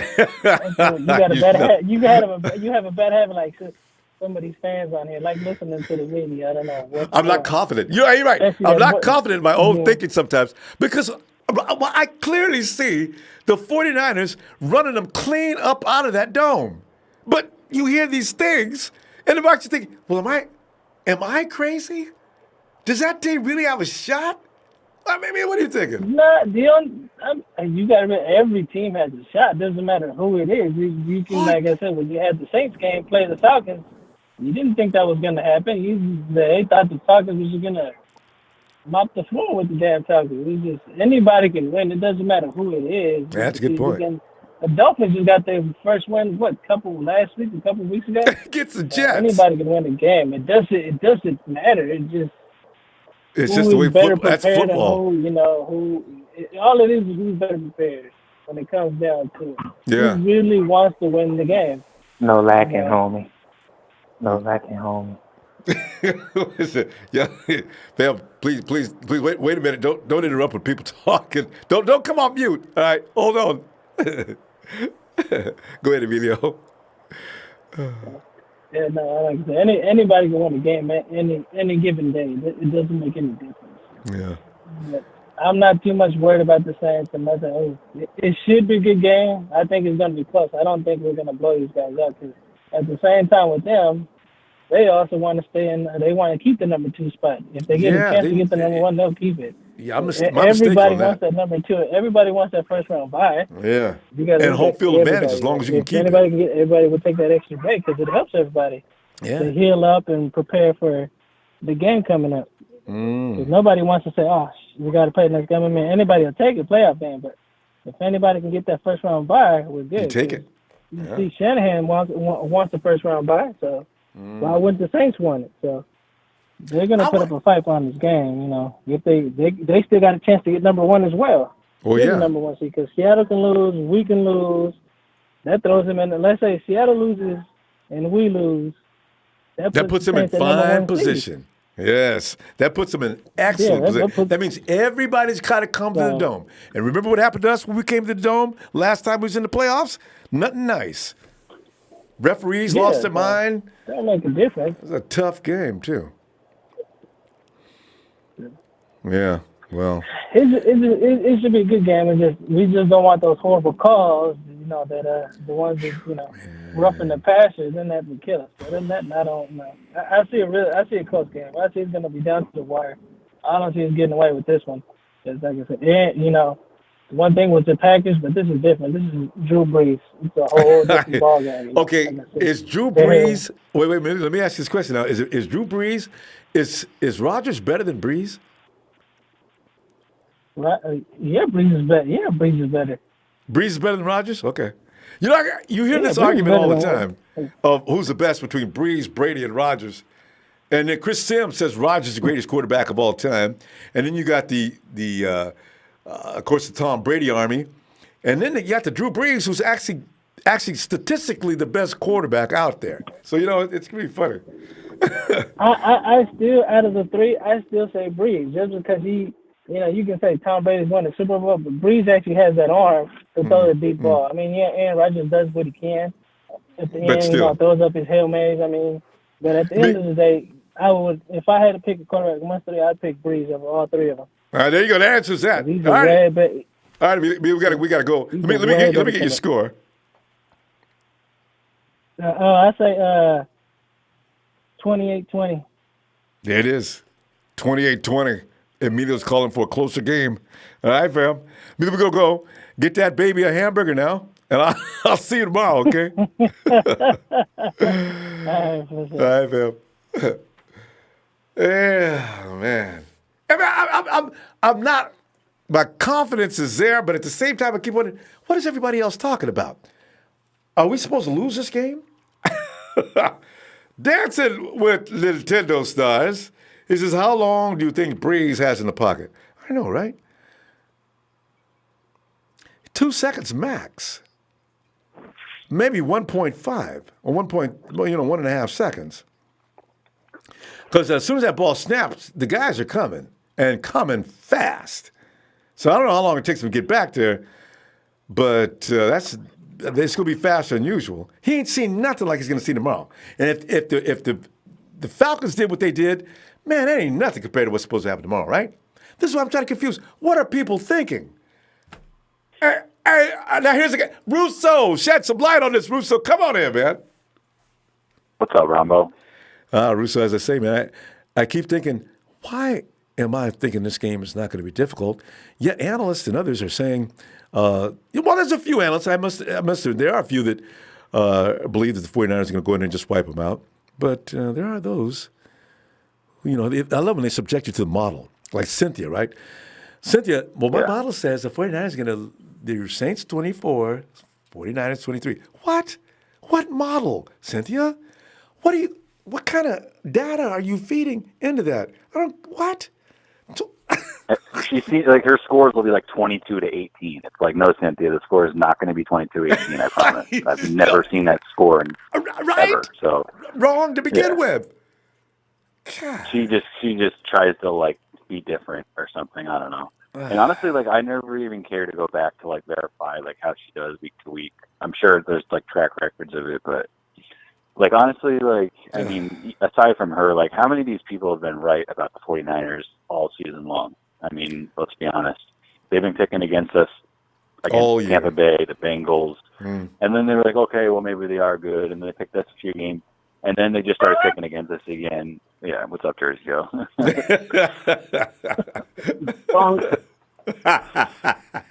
Jersey Joe is a male prostitute.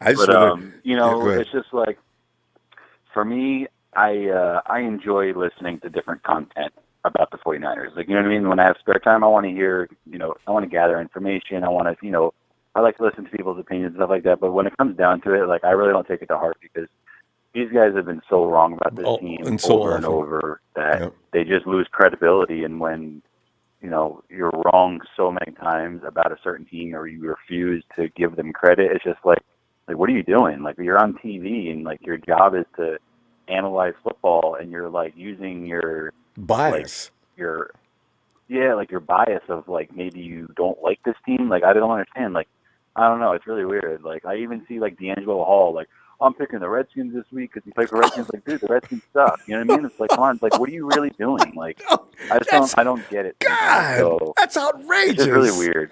Wow. It's just like a game. Russo, it's like a game to them. They don't really take it serious. And I would do this, Russo. Next time, have you ever watched the Daily Line? No, it's Fox. Oh yeah. I mean, NBC Sports. Yeah, the sports betting show. The girl is hardcore Seahawks fan, and it shows. They said, well, the 49ers, and they say that the 49ers, NFC West, the Hawks and the 49ers really are a difficult call. Who do you think is going to win the NFC West? Well, you can't bet against Russell Wilson. So if I had to make a choice, Seahawks. I want to just. God. She just said that without any it thought. Is what it is. But I mean, as far as this game, Ronbo, I'm looking at it. It really comes down to the offensive line. Which team's offensive line plays better is going to win this game. It's really that simple. I mean, each team has maybe certain areas are better. Like the Saints have, I would consider the Saints to have better skill players. We don't have a Michael Thomas. We don't have an Alvin Kamara. But we have, a trio of running backs that are all good in their own way. And we have, Debo. We have a tight end who is a receiver. So we have different ways that we make it work. We have the best fullback in football. You know what I mean? So maybe the 49ers aren't flashy. Maybe it's not pretty. You don't look in the box score and see a guy with 150 yards and 2 touchdowns like Michael Thomas. But you see 8 different guys with 2-3 catches, and they're all contributing, and everyone is just, making plays for each other. You know what I mean? So it's a different form of football than what the NFL is accustomed to. It's like, if you're into fantasy football, you probably don't want any 49ers in your team. Because that's true. You know what I'm saying? Like, maybe George Kittle.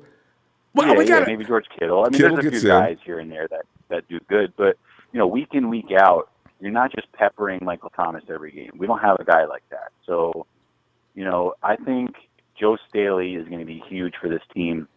Can he, we're not looking for Pro Bowl Joe Staley tomorrow. We're looking for, Solid. Mr. Reliable. That's it. Yes. Don't screw us. That's it. Yeah. Just go in there, be good, be solid, otherwise don't play.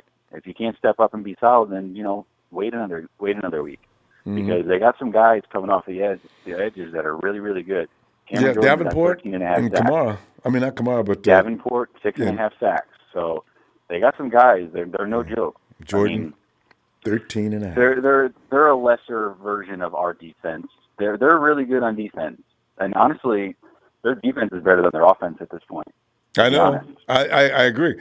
Russo, let me get your score, because we're going to run out of time here. What do you got? I have San Francisco scoring first and being up 1-2 scores the entire game. I say 27-20 49ers. I like that. Russo, let's talk tomorrow and see what we got. All right, bro. All right. Appreciate you, Russo. All right. Have a good night. All right. And fam, make sure, click Russo SF49. He's got plenty of content. Russo's got a channel. He does a lot of good stuff. Check him out. That's Russo SF49. And let me give that.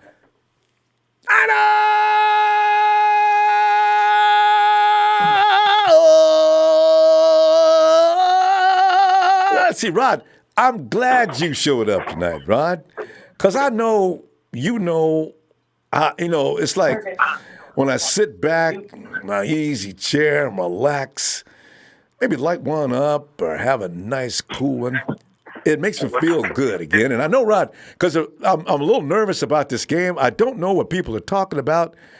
Make it sound as if this is going to be a tight ball game. You're thinking, why would it be a tight ball game?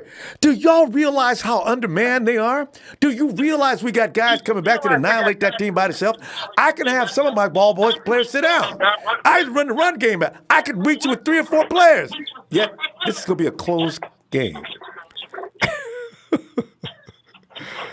We're going to knock his ass close to that damn ground. That sounds good to my ears. Drew Brees is a sitting duck tomorrow. I got a question for the Empire, and I want Ronbo to answer the question for me. This is a real question. This ain't a question just for hypotheticals, but it's a question to quench my thoughts. What would the 49ers record be if K1 Alexander did not get hurt? And what would the 49ers record be if K1 Alexander and D Ford didn't get hurt? Ooh. And what if Witherspoon never got hurt? What would our record be? Let me see. Because I got to tell you, the only reason we lost last week may have been due to K1, because we needed that one more man with experience. Against the Seahawks, all I needed was Robbie Gould's vacationing behind to be in the game. So, we could be undefeated this year very easily, Rob, because when you talk about 6 points for 2 games, not 1. You got 6 points difference between winning and losing and being undefeated. Yeah. Anybody else want to answer that question? There it is. Get us on the chat, or will you call in? But Rod, that's my feeling. Man, you probably didn't even realize I got cut off and had to call you back. Okay. I was too busy hollering and screaming. Yeah, man. That's too funny, I Rod. mean, man, I don't know about you, Ronbo, but it's like the healthier we get, the more energized I get. I tell you, you got good reason. Whew. But you know, hey, but Rod, you know, E-Man did a good job while Spoon was out, though. That boy, we got some depth on this team, man. E-Man was playing his butt off. Wasn't nobody doing nothing to him. Yeah. And it had me thinking too. Well, I'm glad you brought that point up. But do you see a scenario anytime soon, or maybe even next year, where E-Man on one side, Witherspoon on the other, and Richard Sherman possibly going to the free safety? Yeah, Sherman already said he wants to play that position, and John Lynch said you need to hush. So you know, Sherman would probably be a great safety because his mentality, he's just so sharp. He knows what a quarterback's going to do before the quarterback even do it. I mean, he was so inspirational to the results that you seeing before the league right now, man. It's like even the way he got the Empire being humble, because you know what's wrong, Bo? We want to talk shit.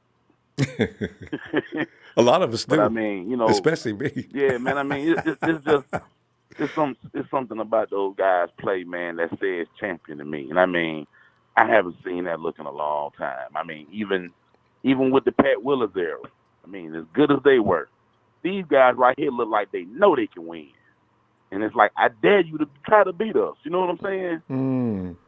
So we can just eliminate those mistakes, man. I know we've talked about this before. We could just eliminate Jimmy Garoppolo's turnover carousel. And I don't see anything stopping us. And I mean, I'm not trying to throw them under the bus when I say this, but it's just, you know, some people are just prone to just like Tony Romo once upon a time. Some people just prone on losing the ball no matter what. And it's like, we just need you to take care of the ball, Jimmy. This time next year, you watch all that stuff get cleaned up. I tell you something else too, Rod.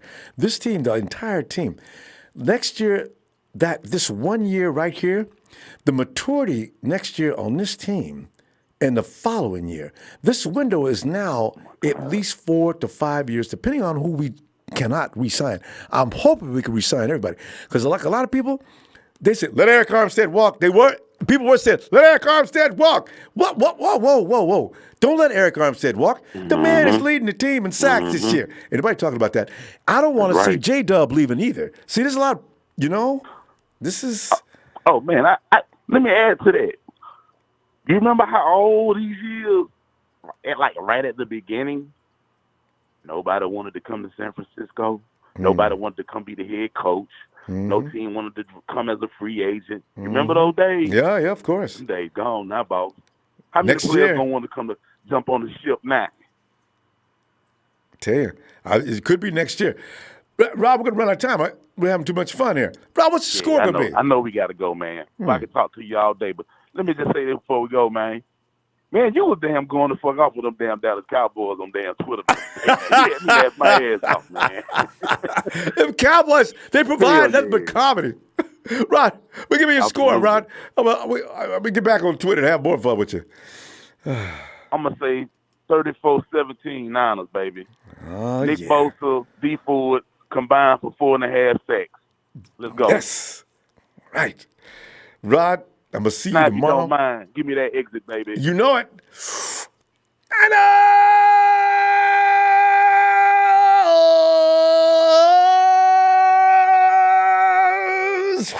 For the ride.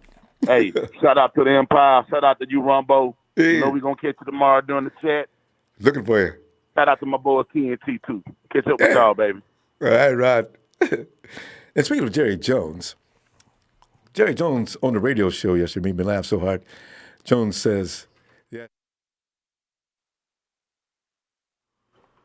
Jabroni, come on in, man. Yo, what's up? Jabroni, I'm sitting here having fun with. Jerry Jones had me in tears laughing, man. Jerry Jones does not appreciate any questions, right? You heard that little piece on the radio when the guy asked Jerry, Jerry, are you embarrassed about what happened in Chicago? Listen, I'm not in the mood. I drove all night. I don't like your attitude.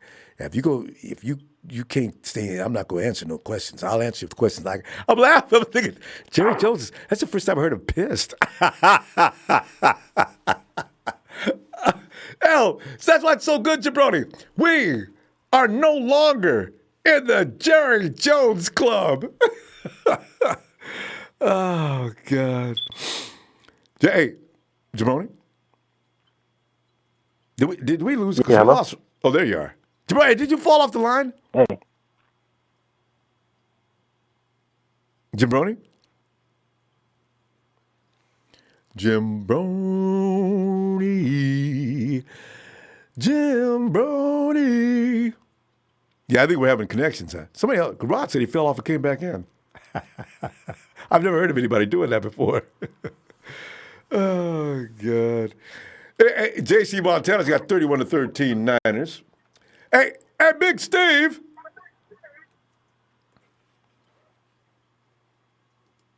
Big Steve. Big Steve. Steve! And Texas Fried Chicken. Well, that's the name, ain't it? Steve, where you at, Steve? Because they're taking all my material away, so I can't even talk. Hey, Kevin!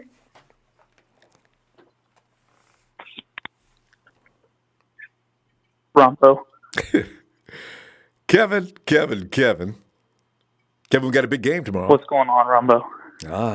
New Orleans, the great state of Louisiana. Plans on whooping us, tomorrow. And Kevin. Yo, what's up? Yeah. Is that you, Kevin? Who's that now? No, I think somebody else is coming in. Okay. But Yeah. Hey, okay. Hey, fam, hold on. We got Kevin right now. But, hey, when you call in, make sure just to call in. We'll take it from there. All right, Kevin, go ahead, fam. yeah, thanks, Ronbo.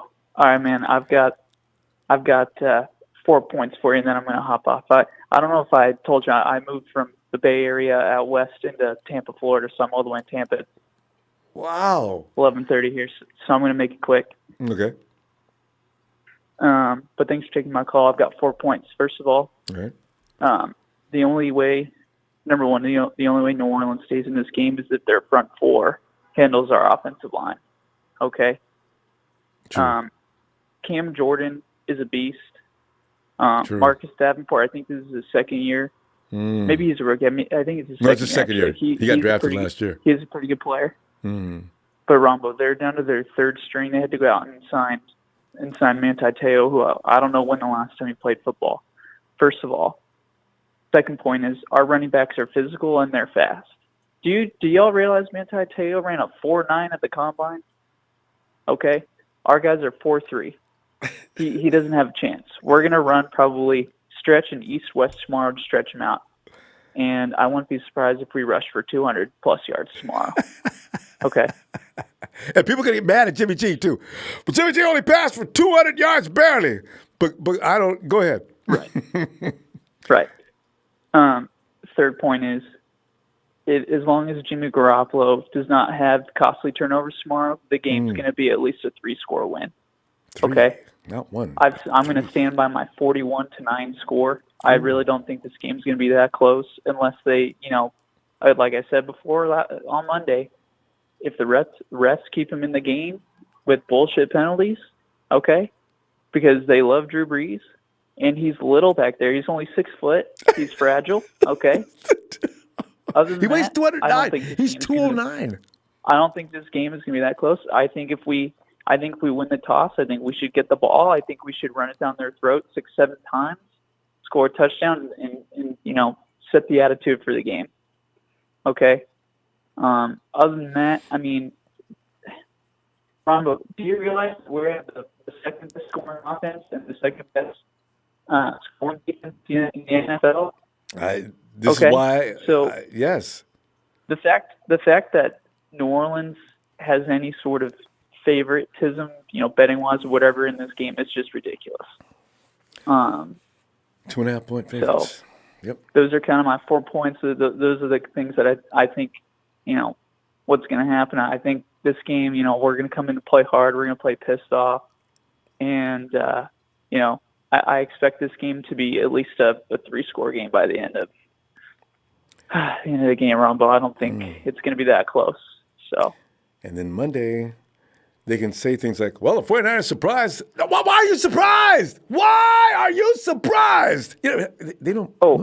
Last thing. Anybody wants to say that the Seahawks are better than the Niners, they're an idiot. Okay? Thank you. We have a plus 165 point differential between scoring offense and scoring defense. The Seahawks have a plus 50. Okay, Ronbo, I'm gonna head to bed here, but thanks for taking my call and thanks for all you do. And go Niners. Hey, appreciate you getting in here, Kevin. Have a good sleep, and we'll see you in the morning. All right. All right, bye. Thanks, Ronbo. Yeah, all right. See, you don't get me tired about the Seahawks. Hey, Big Steve. Big Steve. Steve may have went off to Wonderland, dozing out. He's that's it. Let's go back. Hey, Jim Brony. Jim Brony. Jim Brony. Jim Brony. All right. Oh, is Wretched Drummer here? Hey, Wretched. Okay, anyway, let's go to Shleo. How are you? Shaleo, as I always come in, it's like therapy for me. As long as everybody convinces me there's no need to worry, I feel much better than I did. I don't understand what people are talking about. First of all, they made us underdogs. I don't understand that. And then you hear conversations about what we're not going to be able to do, and they talk about their superstars, but nobody wants to talk about our stars. I don't get it. So, Shaleo, help me out here, man. What's going on? Are we going to win this game or what? We're going to win this game. My prediction for the game is 34-17. All right. Now, can you support that? It's just the media. I think the media just hates us. I do. And you could just see from Stephen A., that idiot Stephen A., and those guys from Fox for Speak for Yourself. So bad. Like you said, the round table. They're all the Cowboys. I know, right? And Skip Bayless is still crying. Did somebody say Skip Bayless said that we would get ran out of New Orleans? I think Bayless did decide the Saints are going to beat us up. Skip's just mad because he's a Cowboys fan and he's still butthurt. That's his problem. Get mad at everybody else. In the dump right now. So, man. But man, oh man! How about the Cowgirls? And Jerry Jones being all they lost to the Bears. Wow, and it wasn't even close. It wasn't even close. Cowboys I came out here yesterday saying, you know what? Whatever seed we get, I actually want to play them, and I want to whoop the crap out of them. Their fans this year are so freaking annoying. Shleo, they say Super Bowl every year. No, but they even said Jason Garrett is going to take him to the promised land. Hey, but still, you don't want. You don't want any 49ers to get hurt in that useless game that ain't worth it. You know what I'm saying? So I just as soon not be playing the Cowboys unless it was an important game. Too, Huh? Yeah. I said the first bye is good too. Yeah. It rests up the players for the next round. Let the boys get taken out by who's going to be next to the Cowboys? Who's the worst team you see being in the playoffs this year? The worst team? Yeah. Looking at the teams that are going to be in there right now, what's about the Vikings? Maybe. Yeah, possibly the Vikings. Yeah, I can see the Vikings. Are not that good. Yeah, I can see the Vikings beating the Cowboys. Yeah, Vikings will smack them. Yeah, but the Cowboys, because they're the winners of the NFL least, since that's the case, they get to have, sit there and wait for the wild card. So here come the Vikings, right? Run them clean out of Texas. Boy, that would be pretty, wouldn't it? So, but we got to win this. We need to get home field advantage. I'd like to see that.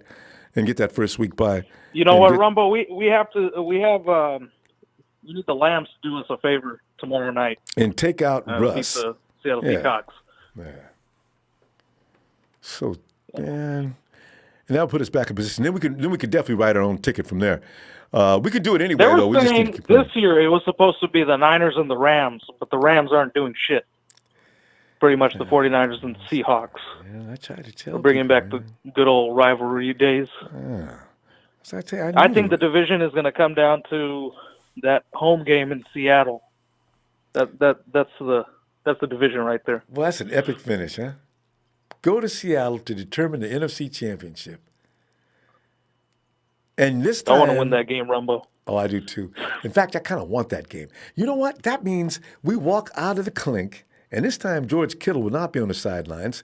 E-Man Manuel will not be in the locker room hurt.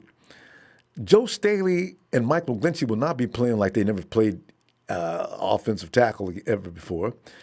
I think that would be a bloodbath. I think the 49ers would stomp them through the dirt. God, that'd be nice. I think so too, Rumbo. I think they will kill him. So, yeah, we can say things like what And speaking of, I know Jimmy's still learning, but he needs to throw the ball away. Like, I don't care if it's intentional grounding or not. He needs to throw the ball away. That fumble in the Ravens game really hurt us. And if he just, throws the ball away, I'd be fine with that instead of taking a sack and we lose more yardage. Yeah, it's like Kyle said last year. Jimmy's got to go through some things. Last year, he should have been able to go through them. So what we're seeing now is Jimmy going through this year what he needed to go through last year. Jimmy G is not an idiot. So I'm sure he's going to learn. He's going to improve. That's what I'm saying. Right now, I could see his potential is sky high. But he's got to make these mistakes. He's got to learn from them, and he's got to get better. He should have been struggling last week. Once that big dude had him, just go down, Jimmy. So he kept fighting, and of course, you've seen what happened. So I'm sure Kyle is in his ear because what we're thinking, Kyle is way ahead of us. He'll get him in line. Not to worry. So anyway, hey. Is it? Hello? Oh yeah. Anyway, we got to go. Let me see you tomorrow, huh? Yeah. Before I leave, Rumbo, shout out to another Empire and F the Cowgirls, F the Seahawks, and F the Raiders. Thank you for the platform, Rumbo. Later. Thank you, fam. Have a good night. And you too. All right. And a dollar, a bill, a will. Ronbo, what's up, man? Well, man, we just getting pumped up about this game coming up. After we go to bed, get up. What are you thinking?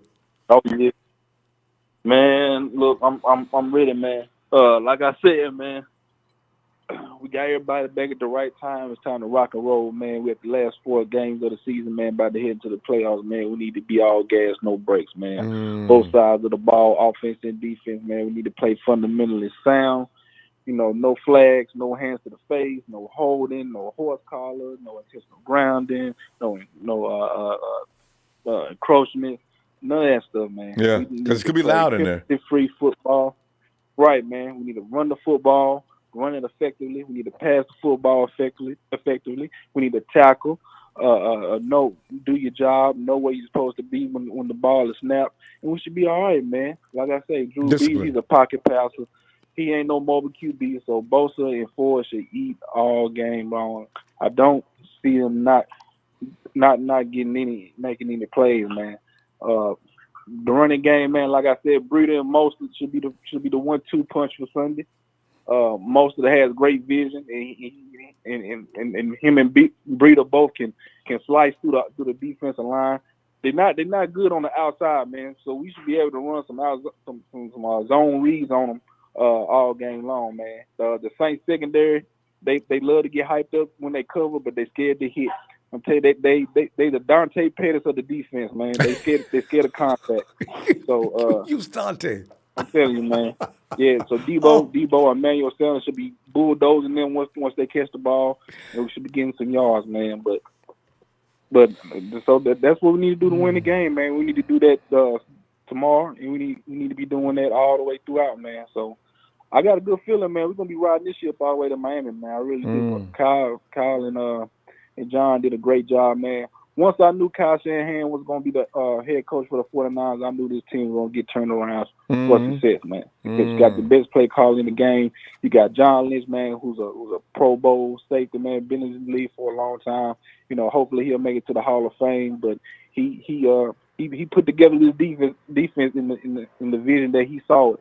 In the vision where he saw fit when he was playing. So they doing a hell of a job, man. They turned this team around in a 2-year time span. So we about to take off, man. So Sunday, man, that's what they need to do to win the game. So we all should be ready to go, man. Should be pumped up for tomorrow, man. Have no worries. Jimmy G's gonna be just fine. Kyle Shanahan gonna put him in the best position to make plays. So that's in a nutshell, man. So I agree. Will, did you give me a score yesterday? Or you want to give it now? Yeah, no, we don't have you for a score yesterday. What score you got? Yeah, I didn't give you one yesterday. All right. I got 34-24, Ronbo. I think the 49ers going to maintain the lead throughout the whole game. If the running game is a success and we keep passing the ball, running the ball all game long and it's successful, that should keep us it should keep Breeze off the field and we should maintain the lead, man. So. I agree with that. And and they're bonding over there. Well, they were bonding over in Florida and getting together, focusing only on football. And I think they got the time zone's not going to be an issue. No travel. I tell you, I think the 49ers are going to look like they did against Andy. Remember Andy Dalton? Boy, Andy Dalton got sacked on the first snap. Bam! Oh! Damn. God, what happened? Andy, did you see what happened? Yeah, well, I looked up and all of a sudden I seen like 3 guys wearing red uniforms. Oh man, we don't need none of that going on. So if Staley plays tomorrow, man, hey man, hold it down, man. We don't need no mistakes. Playing against a quarterback like Breeze, man, mistakes can cost you, man. So we gotta that O-line gotta be solid from the beginning to the end. So we'll be all right though. Yeah, I think so. We'll get there. All right, well, in that case, I tell you what, then go ahead and get some rest, and I'm going to see you in the morning. All right, Ronbo. Shout out to you, man. Shout out to you, Ronbo, man. Shout out to my TNT fam, man. My player partner, Dre, Trey, Trez, Big Show, Russo, Daniel SF49, Red Hits, Jerry Fresh, Shay Lewis, all them guys. Shout out to the Ronbo Sports Fan Club, Jersey Joe, Rico, Sheik, Seward, Coach Tim, Steve, all them guys, Russo. Excuse me, I had a cough. F the Rams, F Booty, lost Super Bowl, only scored 3 points. Got 55 points put on by the Buccaneers, who we beat 31-17. Rams got Jalen Ramsey for no reason. 49ers beat the Rams 20-7, and will do so for an upcoming sweep in a few weeks. And they bankrupt. All right, Ronbo. Like Will. Oh yeah, one more thing, Ronbo. Here's a guy I wanna shout out. His name is Chris Schultz. I want to say F. Chris Schultz. He the same man that said Kyle Shanahan was the worst play call in the league. He said he hoped Jimmy G breaks a leg, and that's it, Ronbo. He a 49 hater. He should never call in again. He's a low life, and he should never call in here again. If you do, just boot him off. All right, Ronbo. All right. I know this. All right, Will, have a good night, fam. All right, you too, man. What they need to do is have like large pots. I wonder what kind of. They got to have some Louisiana food at the game. Yo, what's good? What's good? Yo, who is this? Yo, man, it's Tyrese, man. Representing the Who Dat Nation, man. I've been hearing a lot of blasphemy going on. But that's to be expected out of the 49ers, though. But what's good, man? I like your channel so far. I just found you. Well, thanks. Tyrese, you said, right? Yeah. No, hey, Reese, we get that a lot. People, we call it. A lot of people don't believe in some of the players. It's like the draft and everything else. A lot of people don't all approve of our personnel, so you hear from them every now and then. But what are you thinking about this game? Well, man, this game is not going to be a blowout on any side. This game is going to be a defensive battle, honestly. I don't know why. I don't know where you 49ers fans getting this 41-point blowout or these Saints fans Tyrese, in the comments hey. saying that this is not about to happen. You're a Saints fan, huh?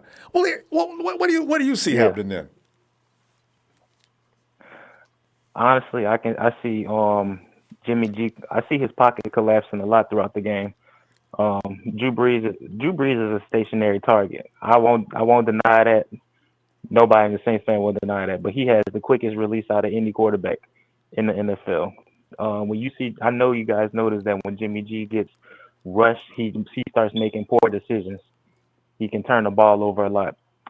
And while he's been turning the ball over a lot against these other teams, these teams with quarterbacks have not been able to capitalize on that. Our Saints games when Drew Brees fell, Teddy Bridgewater was able to blow out the Bears and the Seahawks, at their fields. You'll see that the score didn't show on the board because they got garbage time. But, this game is going to be decided by either a field goal or a scoring. And I got the Saints winning by at least 3 or 7 points. I see Jimmy G going to be folding a lot in the pocket. That guy's a turnover machine. You guys have really beaten nobody. Did you you guys have beaten nobody. Hey, listen. How many turnovers did you see Jimmy G throw last week? How many turnovers did you see last week? Did you know about what happened last week with the 49ers and the Ravens? How many turnovers did you see Jimmy G do last week? Well, I'm not going to say he's inconsistent a lot, but when it's time for him to put the game on the line, he's not there to show up. Your let me ask you a question. Ran over a lot too. But let me ask you this question. I'm listening. Go ahead. How many? You really think Drew Brees, after the Atlanta Falcons dropped him 6 times, do you really think that he's going to be able to? Did y'all see the latest the game? Stats were right there. 6 times. That's a divisional rival, man. They're not as talented as the 49ers. Records go out the window when a divisional rival happens. But we're talking about rush. We're just talking about football. Do you think that their rush is better than the 49ers' pass rush? Of course. You do, don't you? Absolutely. Well, good. Absolutely. And I don't say that because of biasness. I say that what I've seen. Well, no, go ahead, but that's good. You think that if you think the Falcons' pass rush is better than the 49ers, good. No. My bad. I thought you was talking about the Saints. No. That's what I'm saying. If the Falcons, hold up. 6 How you times. Gonna say we ain't played nobody when y'all ain't played a team that's over 507 weeks, bro? Yes, we have. Bro, it was posted by a real good source at ESPN. Y'all have not played a team that's 500 or better in 7 weeks, bro. Y'all ain't did it. Y'all barely beat the Panthers. Y'all had to go to overtime. We beat the Panthers 51 to 51. Bro, come on, bro. Hey, man, get this clown off the phone, bro. Get this clown off the phone, bro. Okay, but you know what? Yo, my team about to whoop y'all. We about to destroy y'all. The last about to team beat y'all y'all. played Drew Brees went down. Brad would have came out and we beat them. We about to cross y'all. We about to dress y'all. We about to punch y'all. First seed is ours. Y'all about to lose to the Seahawks too.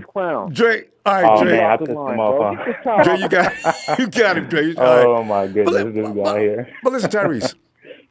Now, you can say... Yeah, I'm listening. Go ahead. You can say divisional players and all that, but divisional games and all that. But still, no. We played some of the same teams. We played the Panthers. You did? Yeah, we played the Panthers. That was one of the highest scoring games. I mean, we beat the Panthers worse than we beat any team this year. I understand your point because we did have a little problem with the Seahawks, and we shouldn't have. And we had a lot of problem with the Cardinals. I understand your pain on that one. We beat the Rams pretty good. But the thing is, I'm just talking from a perspective of, do you think that Drew Brees is going to be able to endure one of the league's best pass rushes and still be able to get off and score a lot of points? Yeah, because we got Michael Thomas. He's a dominant wide receiver, and Drew Brees has the quickest release, like I said before. Now I'm not gonna lie, our other wide receivers can Michael Thomas trash. Can he run a route? Smith, all that. But can he run a route faster than Drew Brees can get dropped?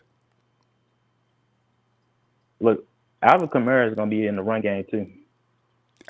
There's an antidote for him too. Well, see, you have to reach for about 2 or 3 things. I got about 5 or 6 weapons. Mm-hmm. So if you're going to win by 3, good luck with that, Tyrese. I got to go, and we'll see you next time. All right, look. When y'all lose and I come back on this line, I don't want to hear none of it. I want all the smoke. Well, we taking receipts now. If you lose, you need to come back and say, "I'm sorry, y'all the baddest." I will. Okay, all right. I'm humble with this victory and defeat, but ain't no defeat going on. Y'all about to get stumped by 70,000 fans. Y'all won't even be able to call out plays. Jimmy G gonna be a turnover machine. I promise y'all. Good luck. I hope for your sake that happens. Just because, man, I tell you, I doubt Jimmy G comes in and turn over the ball as much as you're talking about. But anyway, have a good night. Oh, he is. All right, now. All right, y'all too. It's funny. We must be the only place that other fans come in. I didn't even know who it was. Hey, Rodney! Ronbo. Rodney, see, we no matter what we do, people just don't believe in us. They just don't do it. The man called in here. I mean, I was listening. Yeah, I thought like Rudy was special, and we've had a couple others, but Tyrese came in here and made Dre mad. But did he make any points that you thought were accurate? Is he a Saints fan? Yeah, that's a Saints fan. That's a Saints fan? Well, you know Tyrese? what? Yeah. I'll predict this one. You know how we sacked Aaron Rodgers the first play when he got the ball and made him fumble? Also, well, you know what? Nick Bosa is going to get that first sack and rip fucking Drew Brees. He's going to rip him apart. He's going to hit him so hard that his neck is going to go the other way. That's how hard he's going to hit him. I just don't. I can't see Brees surviving. I see actually Brees coming out in the first half. Actually, there's nothing that offensive line can do to stop the 49ers pass rush. I don't care how fast Drew gets rid of the ball. His receivers need to get open and quickly. But then again, you look at our secondary, and I don't know how he's going to get open that quick. That's Richard Sherman on his butt. Go ahead. Well, all right. First of all, we got what? 5 first-round picks in our defensive line? Yes. Okay. And how many sacks we got already in the season? 45. And we only 45. predicted 50. And it's gonna pass that. Yes. Probably tomorrow. Tomorrow it might be 5. 5-0. They said kind of 49ers. Oh, these will be like the police. And every time somebody see the 49ers, 5-0, 5-0, 5-0. 5-0, 5-0. Listen, the only thing we just gotta worry about they passing game is they do a lot of screen passes. That's what it's going to be. A lot of screen passes, and they do. Drew Brees likes. All right, he's a quick passer, but that's in short passes, like a quick slant, 7 yards, 10 yards cut. You know what I'm saying? So if we can handle that, then not. You know what I'm saying? He's not going to get the. He's not going to be able to pass it more than 20 yards. Yeah. Like. So all time, maybe once or you know what I'm saying? That's all time he's gonna have. The way his line, his offensive line is weak. It's weak for real. It is weak. Yeah, they got people missing and everything. The dude is sticking Bosa. Bosa's gonna eat him.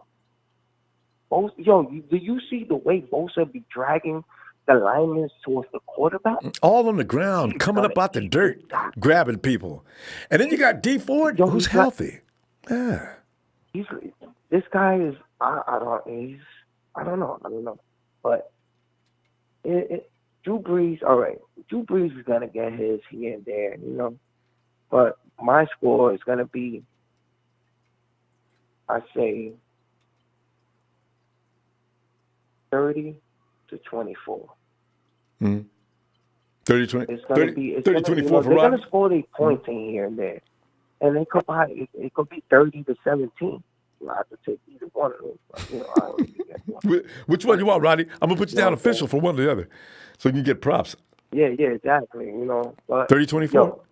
I know you got a lot of callers, but hey, listen, don't sleep on the Niners defense, man. Do not, man. They are hungry, and the backups are hungry. and so happy to play in dry weather. That defense, the backups, are like zombies. They're ready to eat you when they come in. I'm telling you, man. Sounds good to This me. line of defense and Garoppolo, he said this. Garoppolo's gonna get the hell out of here. Garoppolo's gonna tear that defense apart. Everybody anticipating Garoppolo coming out there just a turnover machine. Green Bay's defense. Come on now. Yeah. There's no way. And you know what's funny, Rodney? If anybody's noticed, Jimmy G hasn't had 2 games in a row where he looked bad. This one, he had it. He had problems last week with the fumble. This week, watch what happens this week. This is the thing. While people consistently think Jimmy G's making mistakes, I'm consistently watching there's breaks in his bad games. Exactly. We playing the rainy-ass game. What you expect? You know what I'm saying? If that game, man, listen, we could have won that game no matter what. Well, you know, we got the loss. Right. We'll be okay. We're focusing on things. That's it. You know what I'm saying? Right here, we're going to win these 4 games. I guarantee. And you know what? I hate to say it because I hate both of them. But the Rams is going to beat the Seahawks. I'm telling you. You're probably right, Rodney. It's true. Watch. I'm telling you. I hate to say it because I hate both of them. I do the Rams is going to beat the But we got to root for the Rams tomorrow. And this is what Rodney, we take over. We got to pull up, Rodney. All right, Ronbo, love you what you do, bro. Thanks, Niners man. for life, bro. Bang, bang, Niner gang. All right. Rodney, appreciate you, fam. Looking for you tomorrow, too. All right. And Henry Olomo, Henry's at 35-10 Niners, Ford with 2 sacks. Thanks, Henry. I got you. You got your contribution. Appreciate you, fam. All right.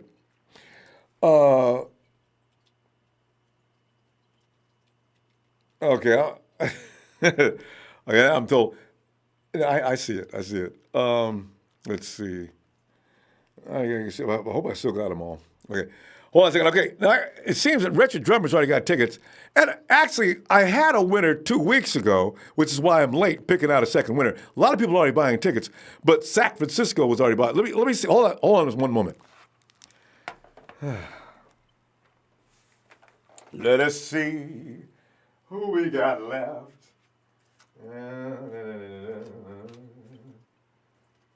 Oh, God. Oh, man. So if you're not going to the game and you enter the contest, which I hope you did. All right. So,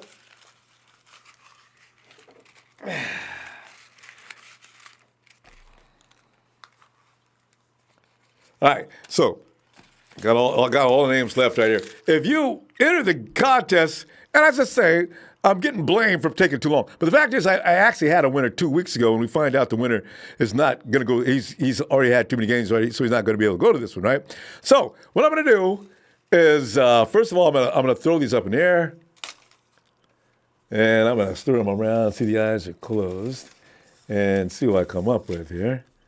It'd be fun if I can't find any of them. All right. Now, whoever's on this ticket, I'm going to contact you tonight. If you enter the contest, I'm going to get hold of you on email and tell you if you want to go to the Rams game with Shabazz, you got a ticket.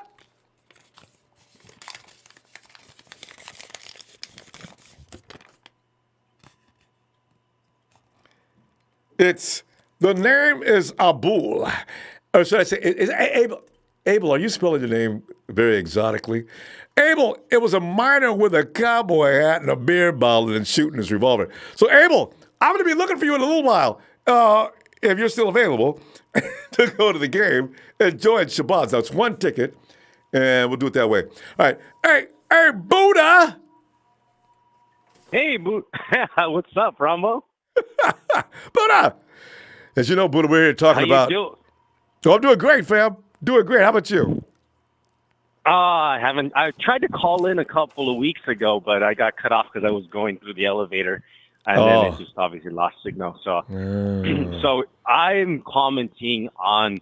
Do you remember when we played Drew Brees on our Super Bowl run, and then I don't know who it was, but we got that penalty on, and they ended up winning the Brooks. game on. Ahmad I was Brooks. Ahmad Brooks. It was Ahmad Brooks. Exactly. Dislocating And it Drew wasn't a Brees' penalty. neck. No, it wasn't. It was a bad call. Yeah, that was that famous picture. That game is what cost us, home field advantage. Yeah. Yeah. So that I think karma being what it is, that we're gonna beat the crap out of them this weekend or tomorrow. I tell you. So I think we're gonna get back and basically balance the force right from what happened back then. And we should, And the thing is, the 49ers are so much of a better team. It's not just a little bit. The 49ers are a lot better. When you look at from top to bottom, 49ers just got so much more than this team has to offer, which is really frightening because I don't know why. I guess I don't know what they're looking at other than the stadium advantage. That why the 49ers will be 2.5-point underdogs is already crazy. I guess, but it's always according to the betting line in the spread. 2.5-point spread. That's the spread right now? Yeah. So, some houses have it down to 1.5, which is funny, right? 2.5, 1. It started off this week at 3.5. Final score is going to be 34-17 at most for the 34-17. All right. Yeah, we've been a pretty good line breaker in Vegas this whole year, right? Right, exactly. I mean, we've covered the spread over and over and over. Just about every game they've won, I think they covered the spread, except for the Cardinals the first time. The second time, the 49ers were favored huge, and they did in a lot of houses because it was a 10-point spread. 49ers covered exactly 10. That last-minute garbage play, remember? Oh! So I did. Yeah. Hilarious stuff. That's a good thing about our team is we've been making even non-49er fans, the bettors, a lot of money. We've been making them, and even on our last Super Bowl run, we did the same thing. We were line breakers that whole year. Mm-hmm. Mm-hmm. So this is why, and you're seeing, and the 49ers are going to be playing. All of a sudden, they're going to be playing no rain, no mud, no wind, and we got a lot of fast guys. The 49ers got fast guys, right? Now they get faster because they're playing on artificial surface. I said, man, this is clown. This is clown time. These guys are already too fast on grass. What are they going to look like on this surface? Yeah, I doubt they activate Marquise. I don't know what's up with him because I think you're right. He's probably not going to be in our team next year. Yeah, but man, him on that track would be opening up everything underneath. Ooh. He'd open up everything for, obviously E-Man and Kittle. So maybe they should activate him this weekend. That would be pretty cool if they did. Well, he would really open things up. It sounds like they say, somebody just wrote on he has an infection. Shanahan was saying he's got something going on with his foot and a knee situation going on. I don't know what the truth is. They won't tell us. So I don't know what's going on with Keys. We'll see if he's inactive or not. I don't get it. It's right. Yeah, he'd be an asset. He would really, really take the top off the defense. It would be cool to see him. I really like him, and I would hate to see him go, but he's always it is what it is. We'll see. He's always one of my favorite guys the next too. 4 games. Yeah. Well, Keys is going to be. I don't know if he's going to be activated again, but Kyle Shanahan has already named his 3 guys now. He's been trying to get some guys to step up so he can appoint them all year long. Because that way in practice, you get the most reps and that type of thing. So he's got his 3 guys now: Kendrick Bourne, Emmanuel Sanders, and of course, Richie James is involved, and Kendrick Bourne. Those are his guys going forward. So. Yeah. It's funny how I follow all the 49ers on Instagram, and it's funny how Pettis changed his hair color finally to something more masculine. I don't even. What is the color of his hair now? I've not checked him out recently. Normal. I think it's normal black.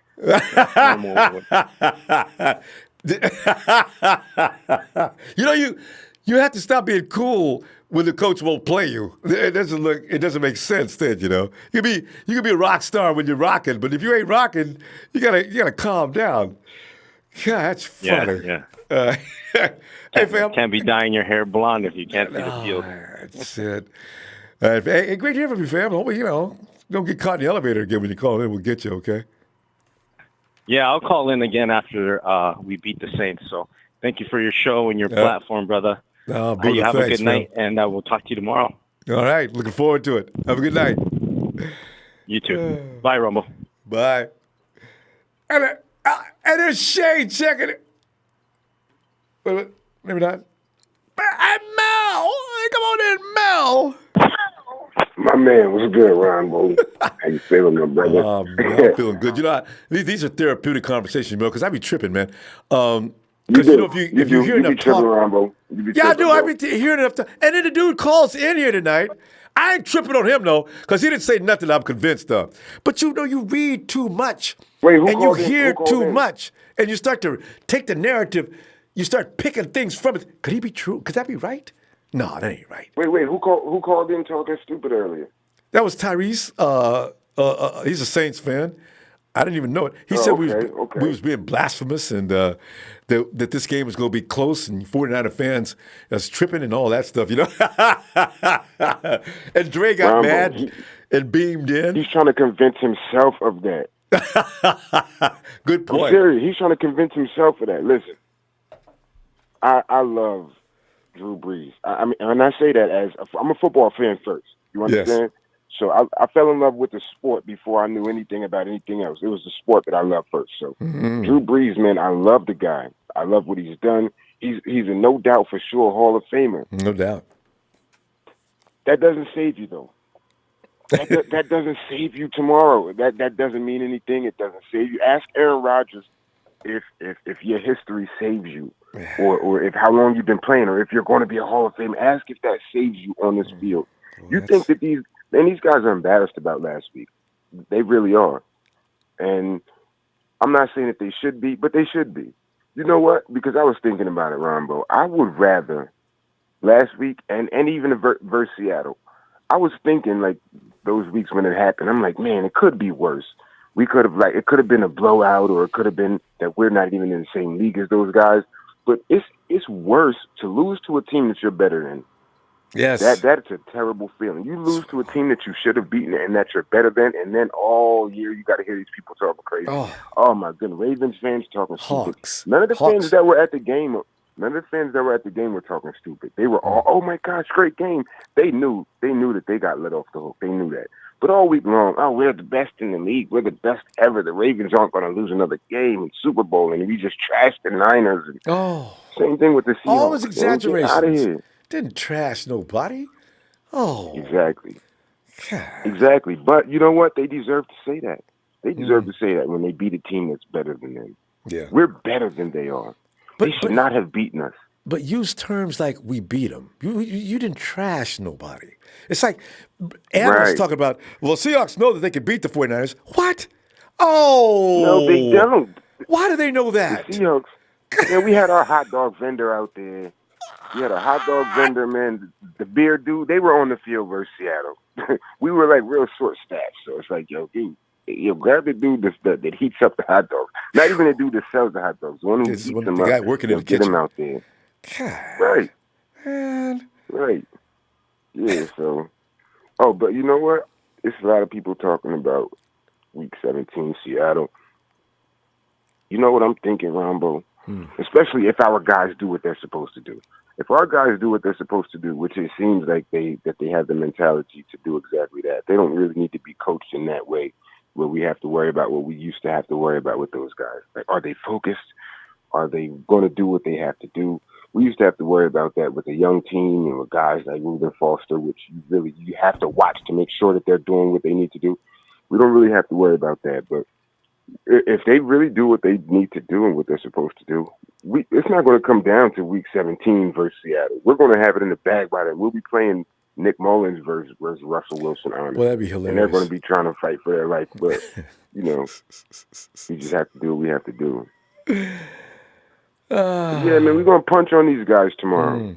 They have talent. They have amazing talent, name recognition, but they got to get whooped. Drew Brees he's a throwback. And I got to tell you something, Mel. I got a feeling the next drafts in the next 5 to 10 years, they're all going to be like Lamar Jackson or something like him, or your Josh Allens over in Buffalo.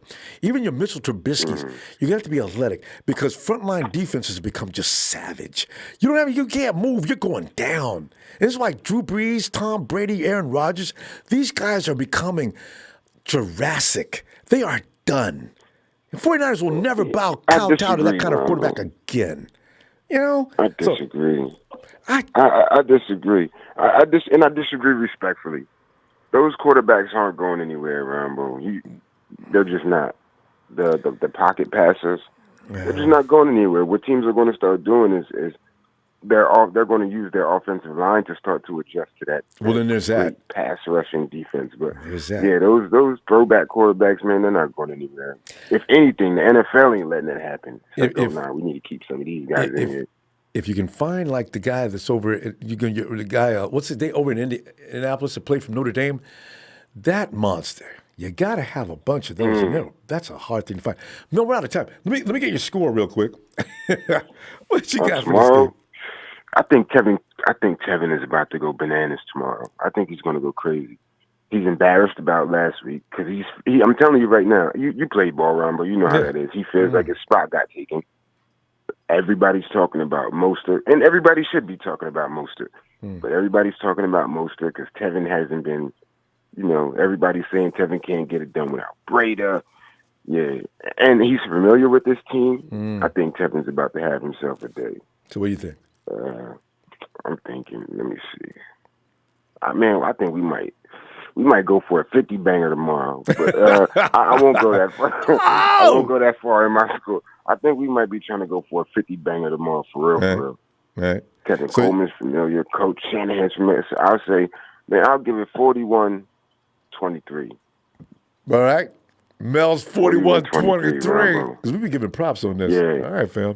But we might go for a 50 banger tomorrow. 50 burger, Ronbo. I'd love to see it. Give me some extra sauce on it, too. Yeah. All right. Mel, we're going to go. Bang, bang, man. Bang. All right, bang. Yeah, we got to make that happen again, man. We got to make that happen again. So we definitely going to do it. I'll get back to you on that. All right. All right, Mel. Okay. Have a good night. All right, man. Go on, you too. Yeah. And let's see if Shay Lewis is available. Shay! Ronbo. Shay. Sup? How you doing, Ronbo? Shay, man. We're just sitting back here waiting for the clock to go down. Get us on into this game so we can get this started. Get a lot of people to hush. That's all I want, Shay. At the end of the season, I won't be able to tell every last one of them, shut the hell up. Oh, I can't wait. Oh, yeah, man. Yeah, Ronbo, I've been arguing with Saints fans all week. And shout out to my TNT brother, Dre, man. Coming in there not letting anybody disrespect the Niner Empire. I mean, you know what I'm saying, Ronbo? The faithful, not letting anybody come in here with all that Saints stuff. That ain't going to fly around here. All right? We got each other's backs, and we hold it down. TNT. Know where it's at. But yeah, Ronbo, tomorrow's gonna be a good game, Ronbo. I do feel like it's gonna be a fun and entertaining game. I think the most televised and the best watched games this year have been the Baltimore and the Seattle Seahawks game. I mean, the Niners just know how to, put on in some entertainment, man. I'm very proud of this team, Ronbo. Shay, this game could be flexed. I mean, the last week we should have been flexed. If you think about it, the 49ers should be flexed every week. Most definitely, yeah. This game definitely should be. This is a definitely a heavyweight matchup between the two of the best teams in the NFC. And definitely, if the 49ers win tomorrow, which I'm predicting that they will, and the Seattle Seahawks lose, that alters the standings all over again. So, because we don't know if the they'll be 10-3 if Saints lose. Then if the Packers win, so we'll see where the Packers will fall in the rankings because the Saints will get knocked down. But the Saints have the tiebreaker over Seattle right now because they beat them early this year. But then that means we will. And then if the Rams win, then they'll be one game less than us. So it's like a whole bunch of stuff. So yeah, I think it should be flexed, but it's whatever. But just some quick facts that I wanted to drop real quick before I head off the line, real quick. So Drew Brees, Ronbo, he actually is ranked third to last of all qualifying QBs for 20 for passes 20 plus yards or more downfield. Oh yeah. So that means he does not throw the ball downfield at all. He's getting old. He's ranked third to last. Yeah. So I don't know if that's because he hasn't played that many games or because that thumb ligament injury is still kind of like affecting his throwing. But he does a lot of check down artist stuff. So the most common routes for Michael Thomas, Jared Cook that you'll see is a lot of slants because it puts the ball between the defender and the wide receiver. And the wide receiver, because And he's slanting, is between the defender and the ball. Give it to the playmaker. Let's see what he can do. Right. Exactly. So Michael Thomas is actually killing it this year, man. The kid's a baller. I got my bad respect from Michael Thomas, but he ranks 11.7 yards per catch yards per catch. He's strong. So that means, and that qualifies him with ranked 74th in the league. So that means he's able to sustain drives, but they're not big plays. They're not big, gambles anymore. I don't know if that's because of his age or the ligament issue with the thumb. I don't know. But the guy's not taking any chances. Of the both. Huh? Combination of the two. 41 and a hurt thumb. Probably. Yeah. Right. Yeah. Exactly. I mean, because it was his throwing hand. So I'm not a doctor, but I'm not in the same organization. I don't know, but there's red flags, and it's too telling not to point that out because it shows like, well, wait, how come they're not explosive as they once were? Everybody has this narrative of Drew Brees not being the same anymore. Is Father Time catching up to him? I don't know. But I do know that the statistics add up. So why isn't he taking that many chances? How come there's not no more big plays like there used to be with the Saints from previous years? You know what I mean? Do it. Those big plays, that helped them, get into NFC champions. Unfortunately they lost both times, but whatever. But Ronbo, back to the point at hand. He does rank third, and Jimmy G ranks fifth at getting the ball out at 2.36 seconds. Yeah, so I knew Jimmy wasn't far behind him. Huh? I knew Jimmy wasn't far behind him because I've heard about Jimmy's speed too many Jimmy times. Ranks fifth, and the fastest release in time getting the ball out. And Drew Brees ranks third. So, with that being said, the best way to nullify the Saints offense is obviously we're going to have to buckle down on the run. But, Ronbo, is the best thing that the 49ers are the most lethal pass rush because they only rush for and they have the highest pressure percentage in the league. They lead the league in pressures, not sacks, but they lead the league in pressures and they lead the league in win percentage, only rushing 4. So that means you have 7 in coverage that can play any short dink or dunk routes. That's right. So that's why I feel, yes, the Saints is elite, but the 49ers pass rush is almost literally it's literally breaking records. They're at a record-breakable record right now with only allowing 134 passing. We got to get your score. We got to get your score, so we cut it short. But basically what you're saying is, passing yards, though. Yeah, what you're saying is the 49ers are designed to beat this kind of team. I'm saying, Ronbo. So it's going to be a good game. Yeah. But I feel like guys are going to be flying around out there, high-hitting, trying to get interceptions and everything like that. But, Ronbo, my score is going to be 34-17. 49ers, baby. I think we're just going to Drew Brees going to get sacked too many times and he nothing what to do. But shout out to all my TNT brothers, Trey, Dre, Will, Big Show, Jerry Fresh, check out Russo, SF49, my boy Trez, and all my TNT guys. And thanks to you, Ronbo, for giving us that platform. My pleasure. Let's go Niners, baby. Yeah. All right. Shay, I'll be looking for you tomorrow as we be singing Ooh La La. Ooh La La. Yes, all right. Good night, Shay. And Carlos.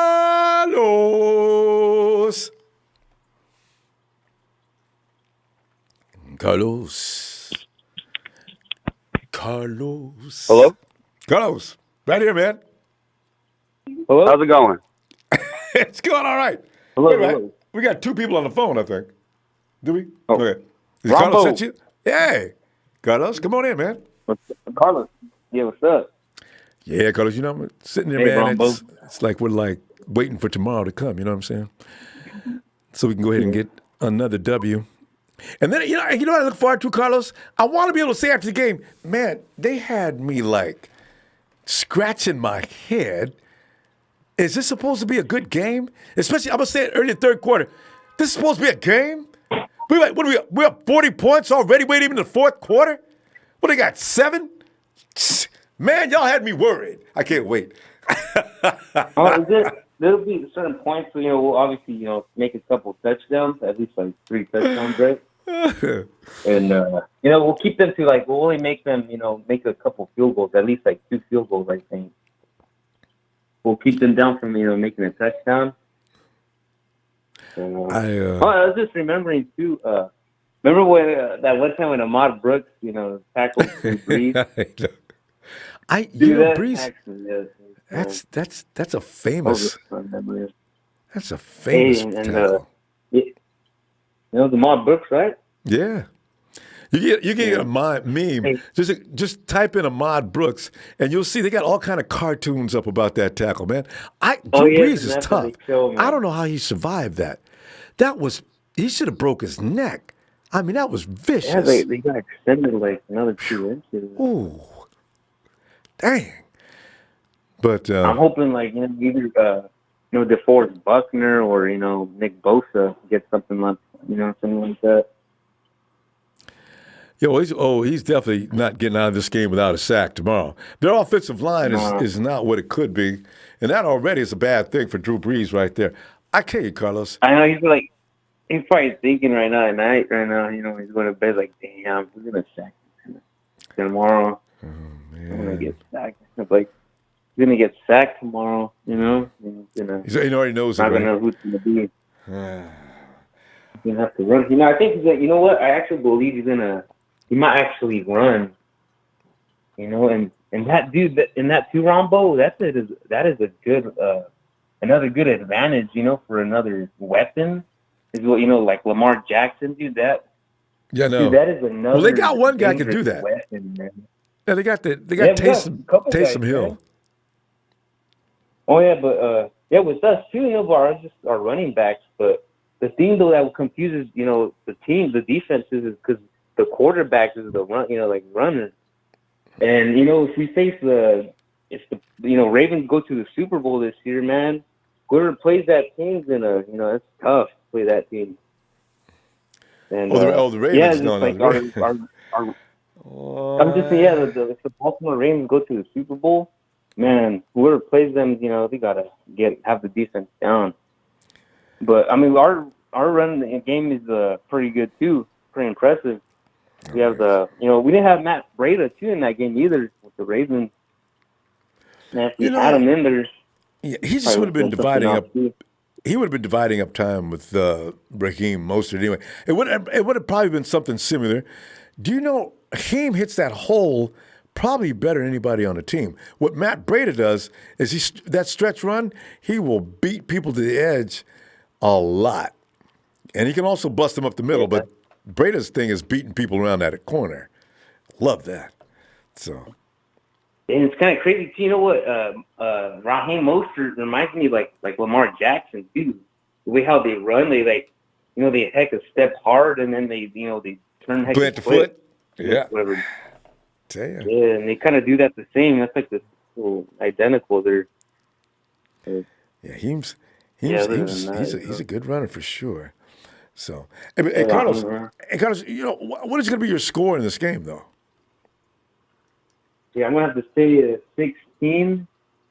16-33. 16-33. All right. Yeah. All right. Mm-hmm. Carlos has got us doubling up on their score. I know, yeah. Our defense will come up. And in fact, there's another thing. Obviously, Garoppolo. Yeah, the 49ers defense could produce some turnovers. Maybe. Yeah, they could. Yeah, for sure. At least one. So we're going to see what happens with that. Carlos, what else? What's your score, Rumble? What's your score? I'm going 31-17. I like 31-17. A lot of people say 31-17. So I'm on the 31-17 club. Yeah, we're pretty close. That's we're true. close in the 30s. Yeah, so that's 4 touchdowns, all right? And it's only one field goal. Yeah. 4 TDs and a field goal. Yeah. So, because speed is going to kill the Saints. We got too much of it. Our running backs, our tight end, our wide receivers. There's just way too much speed.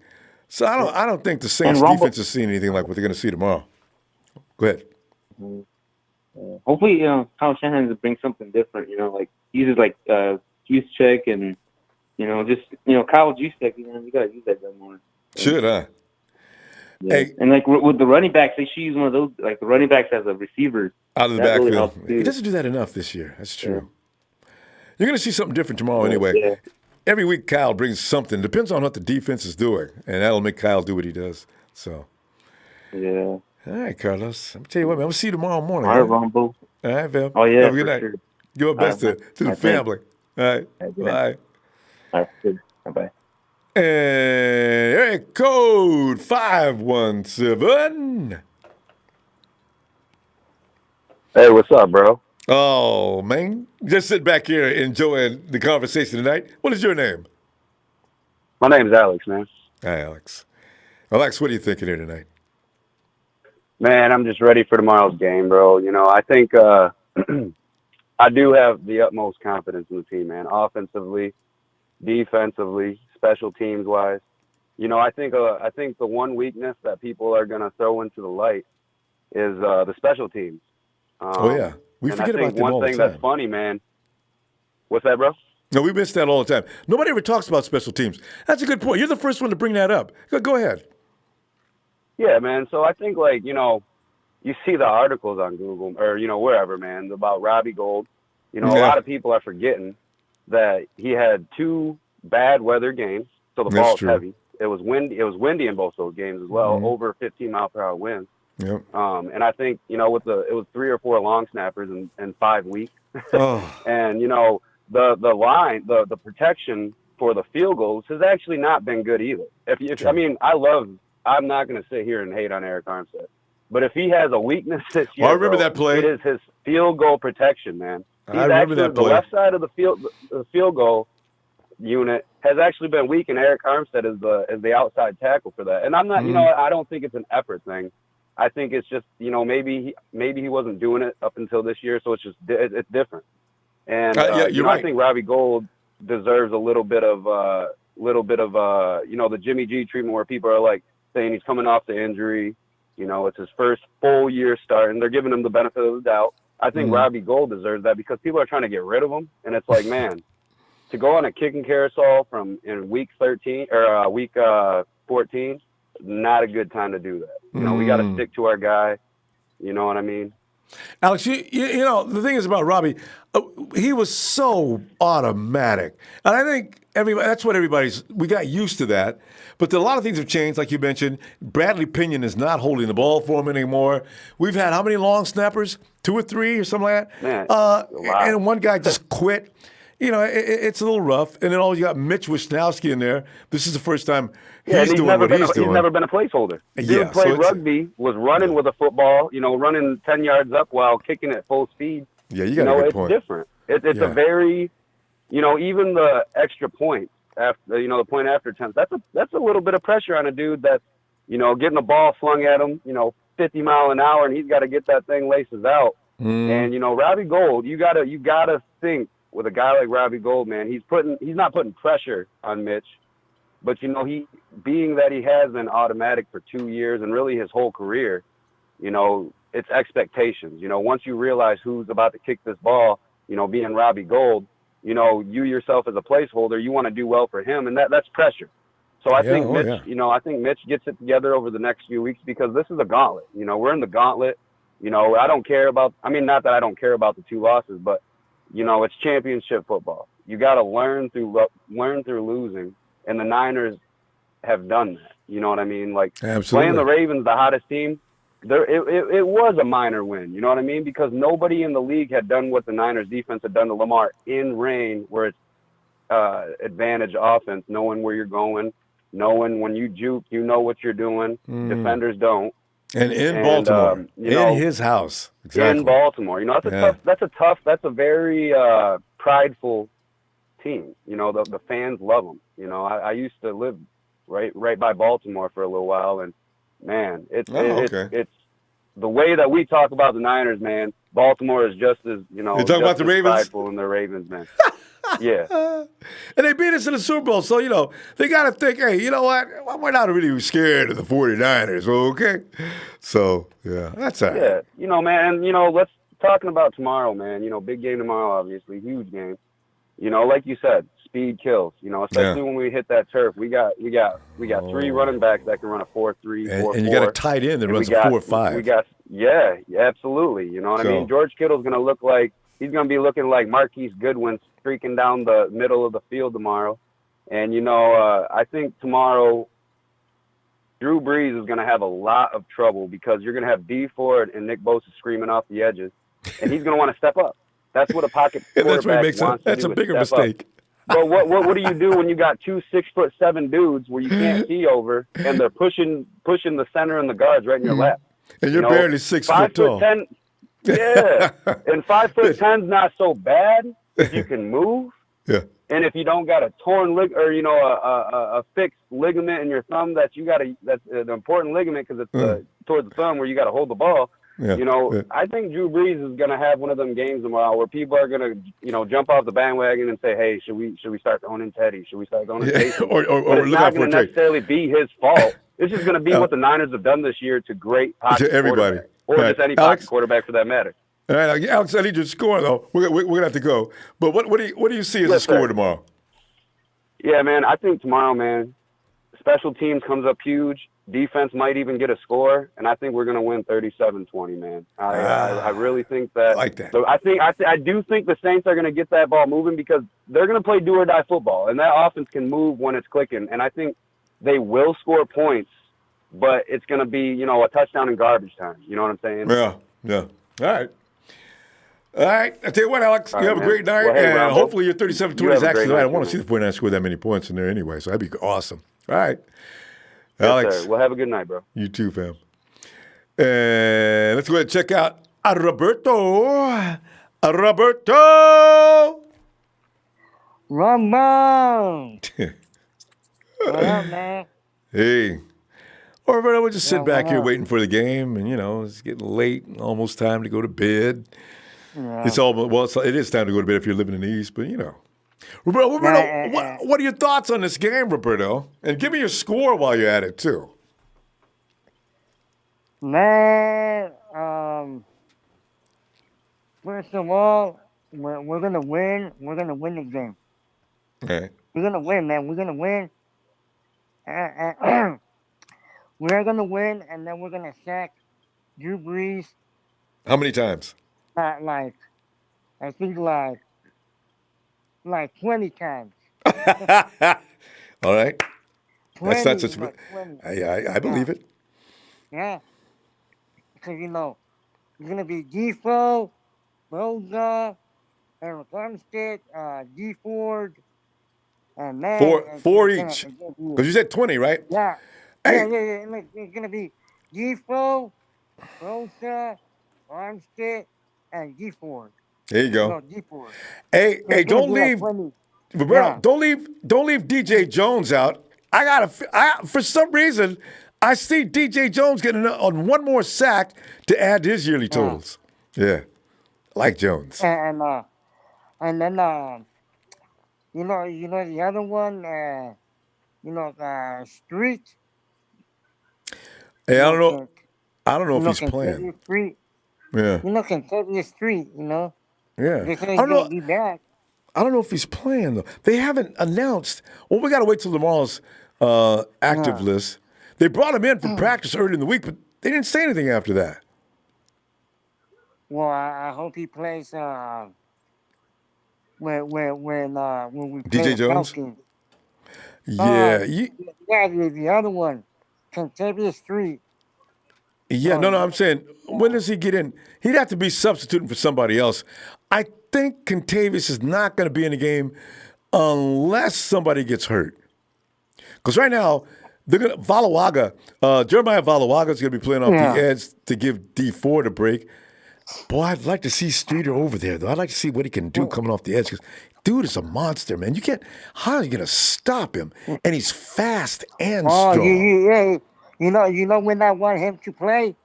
When we play at the Hawks. At the Seattle in Week 7 and last game to win the division. That's the game we gotta play him to be able to win, to be able to win the game, right? And win the West. And have him and tackle Russell Wilson and put him in a pile driver, or better yet, have him a choke slam. Make him make pancakes in the morning. Pancakes. You go. Wow, pancakes. It's so flat. God, I really want to see the Seahawks get annihilated. I'm gonna get their brains beat out tomorrow. I'm so tired of them. That's why that team is supposed to be 7-5 at the best. That ain't no 10-2 team.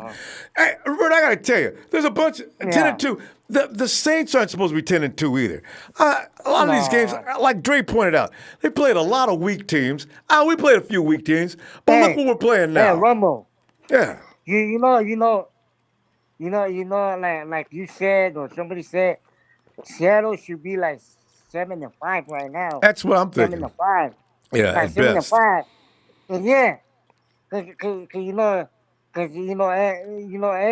every week they get lucky. They get lucky every week, and then they get lucky, and then they get help from the refs, help from the ref, the ref this, the ref that, and then they get lucky. I'm like, come on, dude. It's going to run out. It's going to run out soon. Real, give me your score, though, before it gets too late, because we're going to go and see you tomorrow. What do you got for a score? I like these scores. Woo! It's going to be 27-37. Roberto, that's a normal score. I was getting ready for you to say something really outrageous. It's going to be, it's going to be 27-37. Roberto, you should have said 49, 49ers, 49. Yeah. No, what's the New Orleans area code? Anyway, Roberto, I got you. 37-27 is official for you. Yeah. And I will see you tomorrow, because we got to go. Man, see you late. And last thing, man, that guy, Tyrese, he's a damn clown. Clown. Like, listen. All right. See, if it's in the chat, get him, Roberto. All right, Roberto, I'm out. Yeah. We'll see you tomorrow. Hey, Tyrese, you a clown. Time the game tomorrow, 11-2, baby. Peace out, man. Peace out, man. Peace. You got it. Peace. Right, Roberto. Good night, man. All right. I thought did we talk to Big Steve earlier? We couldn't wake him up. Oh, we're looking for. We're checking on Jim Brony. Jim Brony.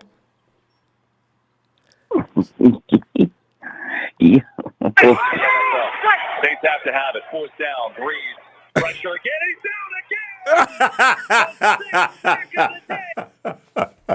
Hey, you got to save that, Jim Brony, tomorrow. Saints down and Breeze drops back. He's down again. I enjoy that so much. Because as soon as he said it, the guy wasn't even finished with the sentence yet. And they had already dropped Breeze. Can't even get it out. He's like, Breeze goes, and he's down again. Breeze drops back, and he's down again. Oh, that means the dudes were back there with the ball. Same time as the ball came, so did the dudes on the Atlanta Falcons. That's against the Falcons, right? Yeah. I'm going to get one tomorrow. I'll get one tomorrow, and I'll save it dropped for him 6 times. The one we get. We're going to get a bunch. We got to equal the Falcons. We got to get him down 6 times. With D Ford in the game tomorrow, he makes a huge difference. More so than I even realized. If Breeze is playing tomorrow, Drew's playing tomorrow. D Ford, he's playing tomorrow. I think their sack total goes up quickly. Yeah, and you're right about Street. He's not playing yet. He's been practicing, but they're not going to put him in yet. I don't think. Yeah. So, okay. But yeah, I'm D Ford. We didn't have him last week. We're gonna get him this week with his speed, and I know they got that left tackle. His name's Armstead. Armstead's gonna eat the Armstead's gonna eat the shit out of him. Anyway, but you know what? I like Armstead in the middle on those passing downs. I want him and D-Buck right in the middle. I want Nick and D on the outside. This is the most ruthless passing attack right there that we got. The rest of the guys coming in subbing are good, but that right there, that is just out. That is ridiculous. Yeah, especially with that left tackle that's hurt, And then we're going to run. I think we should be able to run the ball, right, with it might be one of those games that like Tevin Coleman has a good game with like he did against Carolina. With those two linebackers that are hurt, I think we might have. It should be a big running game. I'll give you my prediction. I know you got to go. It's getting late, but I'm telling you, Ronbo, I don't think they're going to score a touchdown. I'm going to call it 28-3. Ooh, now that I'm going would with be 28-3. Listen, how many we got? Is Tevin Coleman? Is he going to be able to show up tomorrow? How did Tevin Coleman do against the Packers? I can't remember. I don't remember. I think he hasn't been doing much for the last couple games. I think Kyle's using him wrong. Kyle should use Tevin out of the backfield more than he does. He doesn't really use him very much.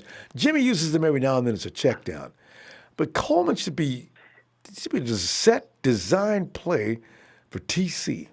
And they got these weak linebackers coming in. They don't have Kiko Alonso's not going to be there. A.J. Klein's not going to be there. Then Kyle, take advantage of the guys that are out there. So, and I don't want to just see George Kittle out there. I want to see TC out there. Because anytime you get a running back or a running back versus a linebacker, it's a mismatch. That's why Kyle wanted Jerick McKinnon so bad. So use TC. They got the same skill set. That's a good point. That's a good point because he's not so much of a good, sharp, quick runner like Breida and Mostert. And, Breida's not going to get too many snaps probably since, because of his injury. Been out. He's probably his snap count's going to be low. So maybe they will use him a little bit more like that this game, for the screen pass. I agree, though. We need more rolling out. Jimmy's got to roll out a lot more. Oh, we need more screen passes. Yeah. And his percentages go up on the play action anyway. I don't know why Kyle. Why don't set Jimmy back there in the pocket when obviously the edge is not being contained and that guy's coming in 100 miles an hour. Get him out of there, Kyle. Exactly. Roll him out. Yeah. God. That's why you notice that he never throws the ball away that much. Like when do you ever see Jimmy roll out and throw the ball away? Never. That's and his percentages on the rollout. That's part of Kyle's problem. Yes. And his percentages on the rollout are extremely high. Last year I remember some ridiculous number. Exactly. Yes. He does good on the rollout. He throws the ball good on the rollout. And Kyle's partially to blame for those fumbles in my book because he just keeps them in the pocket. Yeah, just sits. Play I calling, hate that. And something else. Yeah. Here's the thing. It's like Chris Collinsworth said on Total Access the other day. He says, "Listen, I want to clear up one myth while I'm here. You don't need to run to utilize play action. Play action's going to work no matter what." I'm sitting there thinking, Chris, oh my God, Kyle, turn on the TV. God, Jesus. Yeah, Kyle. Maybe Kyle should hire him. I mean, Kyle thinks if you can't establish a run game, you can't use play action. I bought into that to some degree, but run a bootleg then. Standing Jimmy there. I'm watching Jadeveon Clowney coming off the edge untouched. Jesus Christ. We're in the end zone, it's Kyle. True. Oh. Yeah. So, Yeah, it's true. But, we can't fault Kyle for what he's done. He's a genius. He's got us this far. So we got to kind of ride with the horse, right, that got us here. I know. And in fact, I'm out of line actually questioning him, but I just want to see, I don't want to see him sitting there as a sitting duck when you and I both know, as I said, his percentages go way up when he's coming out of that pocket, running a bootleg or rolling a play action. Stop sitting him there, Kyle. It's not working. It's going to make him such a better quarterback if he could do the more he could roll out. I agree with you. Maybe that's one way we will see him improve in his game, if eventually when Kyle gets that better, Yeah. Well, and if Mike and Joe are ready to keep that edge, that pocket clean, he'll be fine from there too. But when that's not the case, I'd like to see a little intelligence or common sense used. That's all I ask. Yeah. So, Kyle will probably sit me down. All right, fam. Yeah. 28-3. I love Jim Broney's score. Jim Broney, go get some rest, as we're going to be back together shortly. Right? Oh, for sure. Definitely. Have a great night. Wait, hey, Jim Broney. I wanted to hear that one more time. That's my favorite. Breeze steps back. He said touchdown again. Big Steve. Ronbo! Hey. Steve, come on in, man. We've been trying to find you. My bad, Ronbo. I probably missed you earlier. That's okay. Well, Big Steve, we're... Hey, man, you know what? We can talk about this game in a second, man, but who is that punk-ass dude who called in earlier talking all that junk about the Niners, and y'all lost to the Falcons? And you don't just lose to the Falcons. You got destroyed by the Falcons. And it was close the second game. And what does he say? Well, you know, it's a conference game. Teams that we lost. And this guy has the nerve. You know. Steve, we get these guys. Go ahead. Go ahead. We get these guys every week. They don't always call in, but they're rolling through the chat like this is their chat. You know? Yeah, but to call in, and he probably had to wait for you to take his call and shit. Hey, you know what, man? You know what that shows me? Y'all are scared. If it comes down to that, you got to call a show that's about the 49ers. It's not even about your Saints, man. You in the wrong lane, first of all, and then you calling up a show talking all that shit, man. I hope you're ready. I hope you're ready tomorrow, because y'all that dude's name is Tyrese. He's gonna be like the real Tyrese. He's gonna be putting videos on Instagram, crying, talking about I don't got money. Yeah, that's gonna be you. So I hope you're ready, dog. I hope you're ready when we take it. Hey, you know what my score is? I'm gonna give you my score right now. 42-20. 42-20. Yes. 42-20. I think we're gonna ball out, dude. Well, hey, I hope he gets ready, because he's gonna see nothing but red socks around him. Steve, you know what's really funny? What you say is so accurate, because he predicts he's only going to win that game by 3 points. How confident do you need to be? Well, we should win that game by at least 3. What? That's He's it? Dreaming. He's dreaming. He's got a pocket passer quarterback in, and everybody knows what our defense is about. He was talking about how our defense gets shut down and this and that. What game are you watching, bro? What game are you watching? Every time I watch the Niners, the defense is squashing. He's watching the science fiction channel. They must have had people like, remember that Russell Wilson commercial, right? Remember when Russell was on them skates and he has advertising his new cleats? They had them fake 49ers running around, falling down and letting Russ run through everybody. Roll, bounce, bounce, skate. Oh, I was so mad. That 2 years ago. Remember that? Gosh, I do. I was mad. And then we came in and we lost that year. That's all right.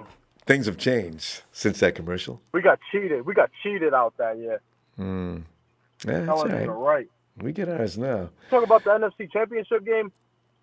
No, I'm talking about this is like 2 years ago when we were still trying to build this team. And Russ was advertising his new cleats.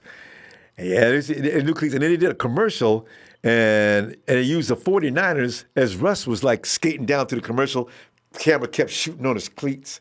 Russ was playing roll, bounce. And 49ers was on skates, right? So they're reaching at Russ and falling down. Russ throwing a little half a fake and just still book it. I said, y'all, somebody needs a whooping behind this commercial, okay? Whoever wrote this commercial, did Russ have anything to do with this? That was... Oh! Russell Wilson ain't even all that, man. They're probably the weakest 10-2 team right now, and I ain't even worried about, Week 17, we're going to squash them. I don't even feel bad about saying that either, dude, because if you watch their games, you can see they're barely winning games. No. Every week. And they should be 7-5. I already got it figured out because some of the games, I go back and watch their games all the time. They should be 7-5. They escaped on so many occasions. They never dominate. They never really beat any team. They somehow find a way to win at the end. We lost in overtime to them. But after Emmanuel Sanders left the game, we was leading 10-0, scoring with ease at will, until we lost one receiver. We didn't even have George Kittle, and we didn't need him, Steve. We didn't even need him. All I needed was Emmanuel Sanders, and I could have beat him to death. No. If you didn't say it, Ronbo, I was about to say it, because we were up 10-0, and we only had Sanders, pretty much as far as like reliable receivers. You're right. George Kittle wasn't even in that game. All we needed was Sanders to stay in there. We would have put a whooping on him, too. Wait till week 17. All them Seahawks fans that talked all that junk, wait. I think we're gonna win out, Ronbo. I think we're gonna win out the rest of the season. It's good, We're great. gonna take back our number one. I agree. Well, I tell you what, hey, Steve, let me see you tomorrow, and during the game, and afterward, we gonna look at this game and say, see, we knew, I was just, we knew. Yeah, and Therese, please call. I hope Tyrese calls back tomorrow. They never do. They always lie. Rudy didn't even call back. Rudy was a straight up LA fan, right? Right here in Cali. They're scared. They never heard from Rudy. They heard from Rudy in months. Anyway, hey, Steve. They're scared. They're scared of that defense. Yeah, I know. It needs to be. All right, fam. See you tomorrow. All right, Ronbo. Take care, brother. You too. Yeah, boy. Every week we. Hey, Bethel. Hey, what's up, Ronbo? Hey, Bethel. We're just getting ready. The pregame shouted out. Bethel, you've got the Saints tomorrow. Are we going to win this game? And do we need to be concerned with Alvin Kamara, and Cam Jordan, Drew Brees, Michael Thomas? Nah, we don't got nothing to worry about. I'm all like, if that guy saying that we didn't beat nobody, then when we beat them, then they ain't nobody. That's what we do. We turn teams into nobodies. We got 10 teams, ain't nobody.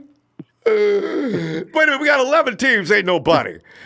I'm still not acknowledging the Hawks did not beat us. So we got 11 dudes. The Hawks ain't nobody.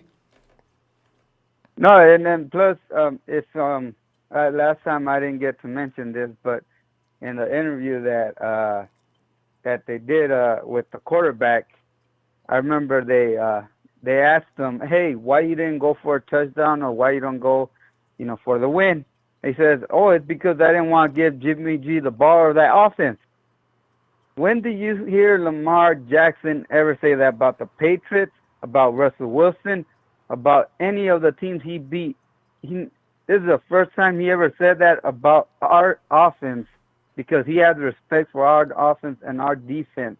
I gotta go back. That's why he said that he didn't want to give us the ball because he knew we could run it all over them and we could score. Oh, yeah. It was a tough game, though. I have all the respect in the world for Baltimore Ravens. I really do. And I do want to see us play that team again because Lamar Jackson is no joke. Action Jackson he's changed the game from where he runs. And one thing I was actually watching is that if you remember last year when Lamar Jackson went in, all the fans were saying put in Flacco. And they were talking so much shit about Lamar Jackson. Their own fans were trying to go for other teams.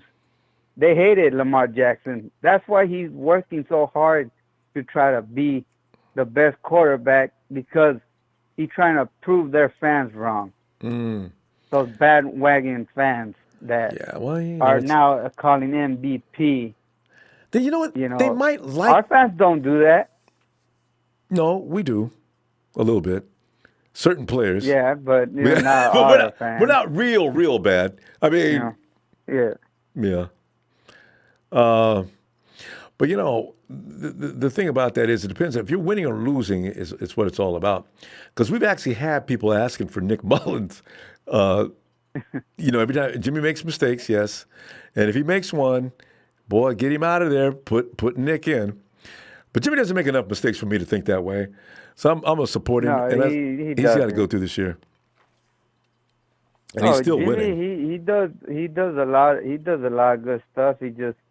I think a lot of the bad stuff he does it because he's trying to please Kyle.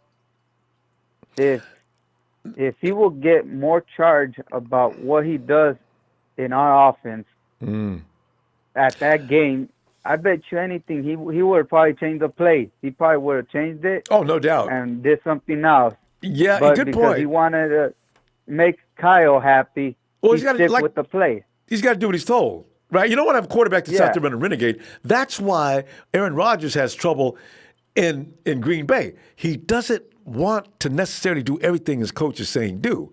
So, they've had problems. But Jimmy's not going to sit around and argue with Kyle about what he should be doing and what he wants to do. He's going to do what he's told. So sometimes, because I want him out of that pocket sometimes. Kyle got him stand right there, Jimmy. Wait for our guys to get open and make that throw. Kyle, you should read. See what's going on, Kyle?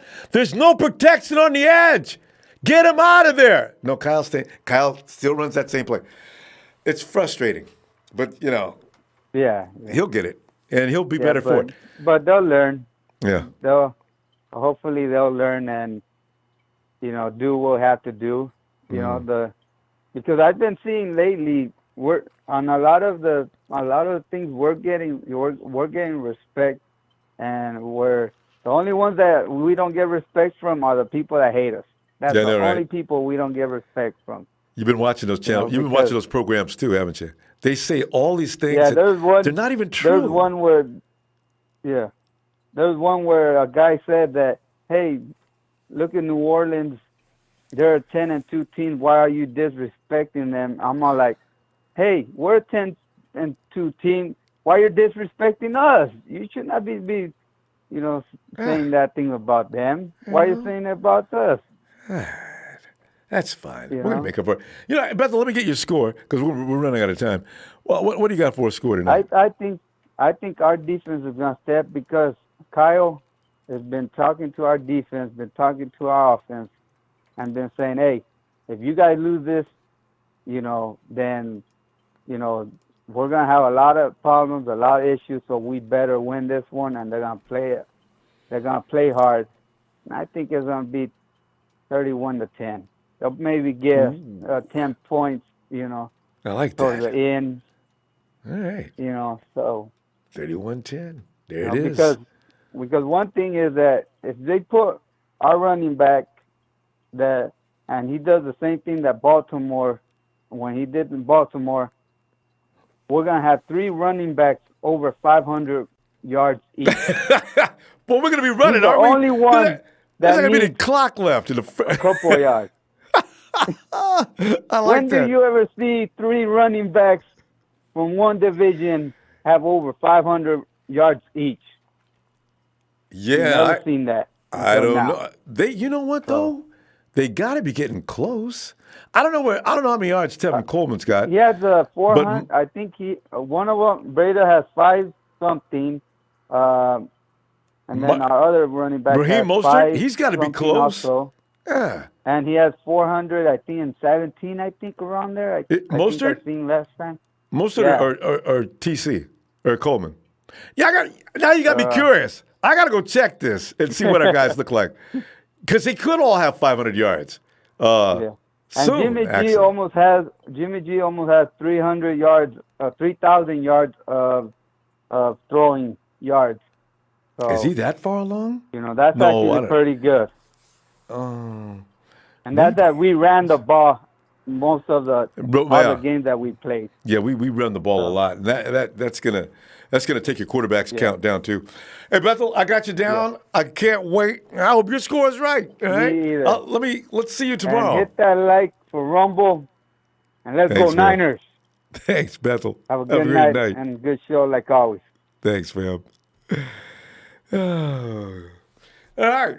So, and with that said, I'm going to go real quick and read. Fam, hey, you know what I'm going to do? Let me go ahead and hit that like. It's getting late. Let's get some rest before too early in the morning time comes. Still love those East Coast games. Hit that like. Hey, a special shout out and good night to Tyrese for getting ready to beat your booty. Tyrese, did you hit that like before you left? Don't you come back in here if you didn't hit that like. Oh, I tell you what, fam, I can't wait till tomorrow I'll be in your face at your place and you know this. Wait, do we see? Is Tyrese here?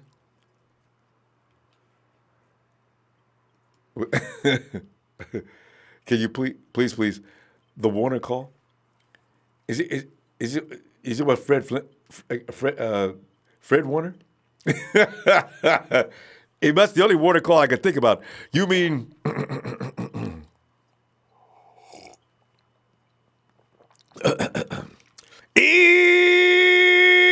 Yabba-dabba-doo! Flintstones, meet the Flintstones. They're the monsters. Don't make me start acting silly. It's too late at night. Bam, I'll see you. Who was that that asked me to do that? I forgot to. Mr. Flores. Let's be in your face at your place. 15 minutes to 10.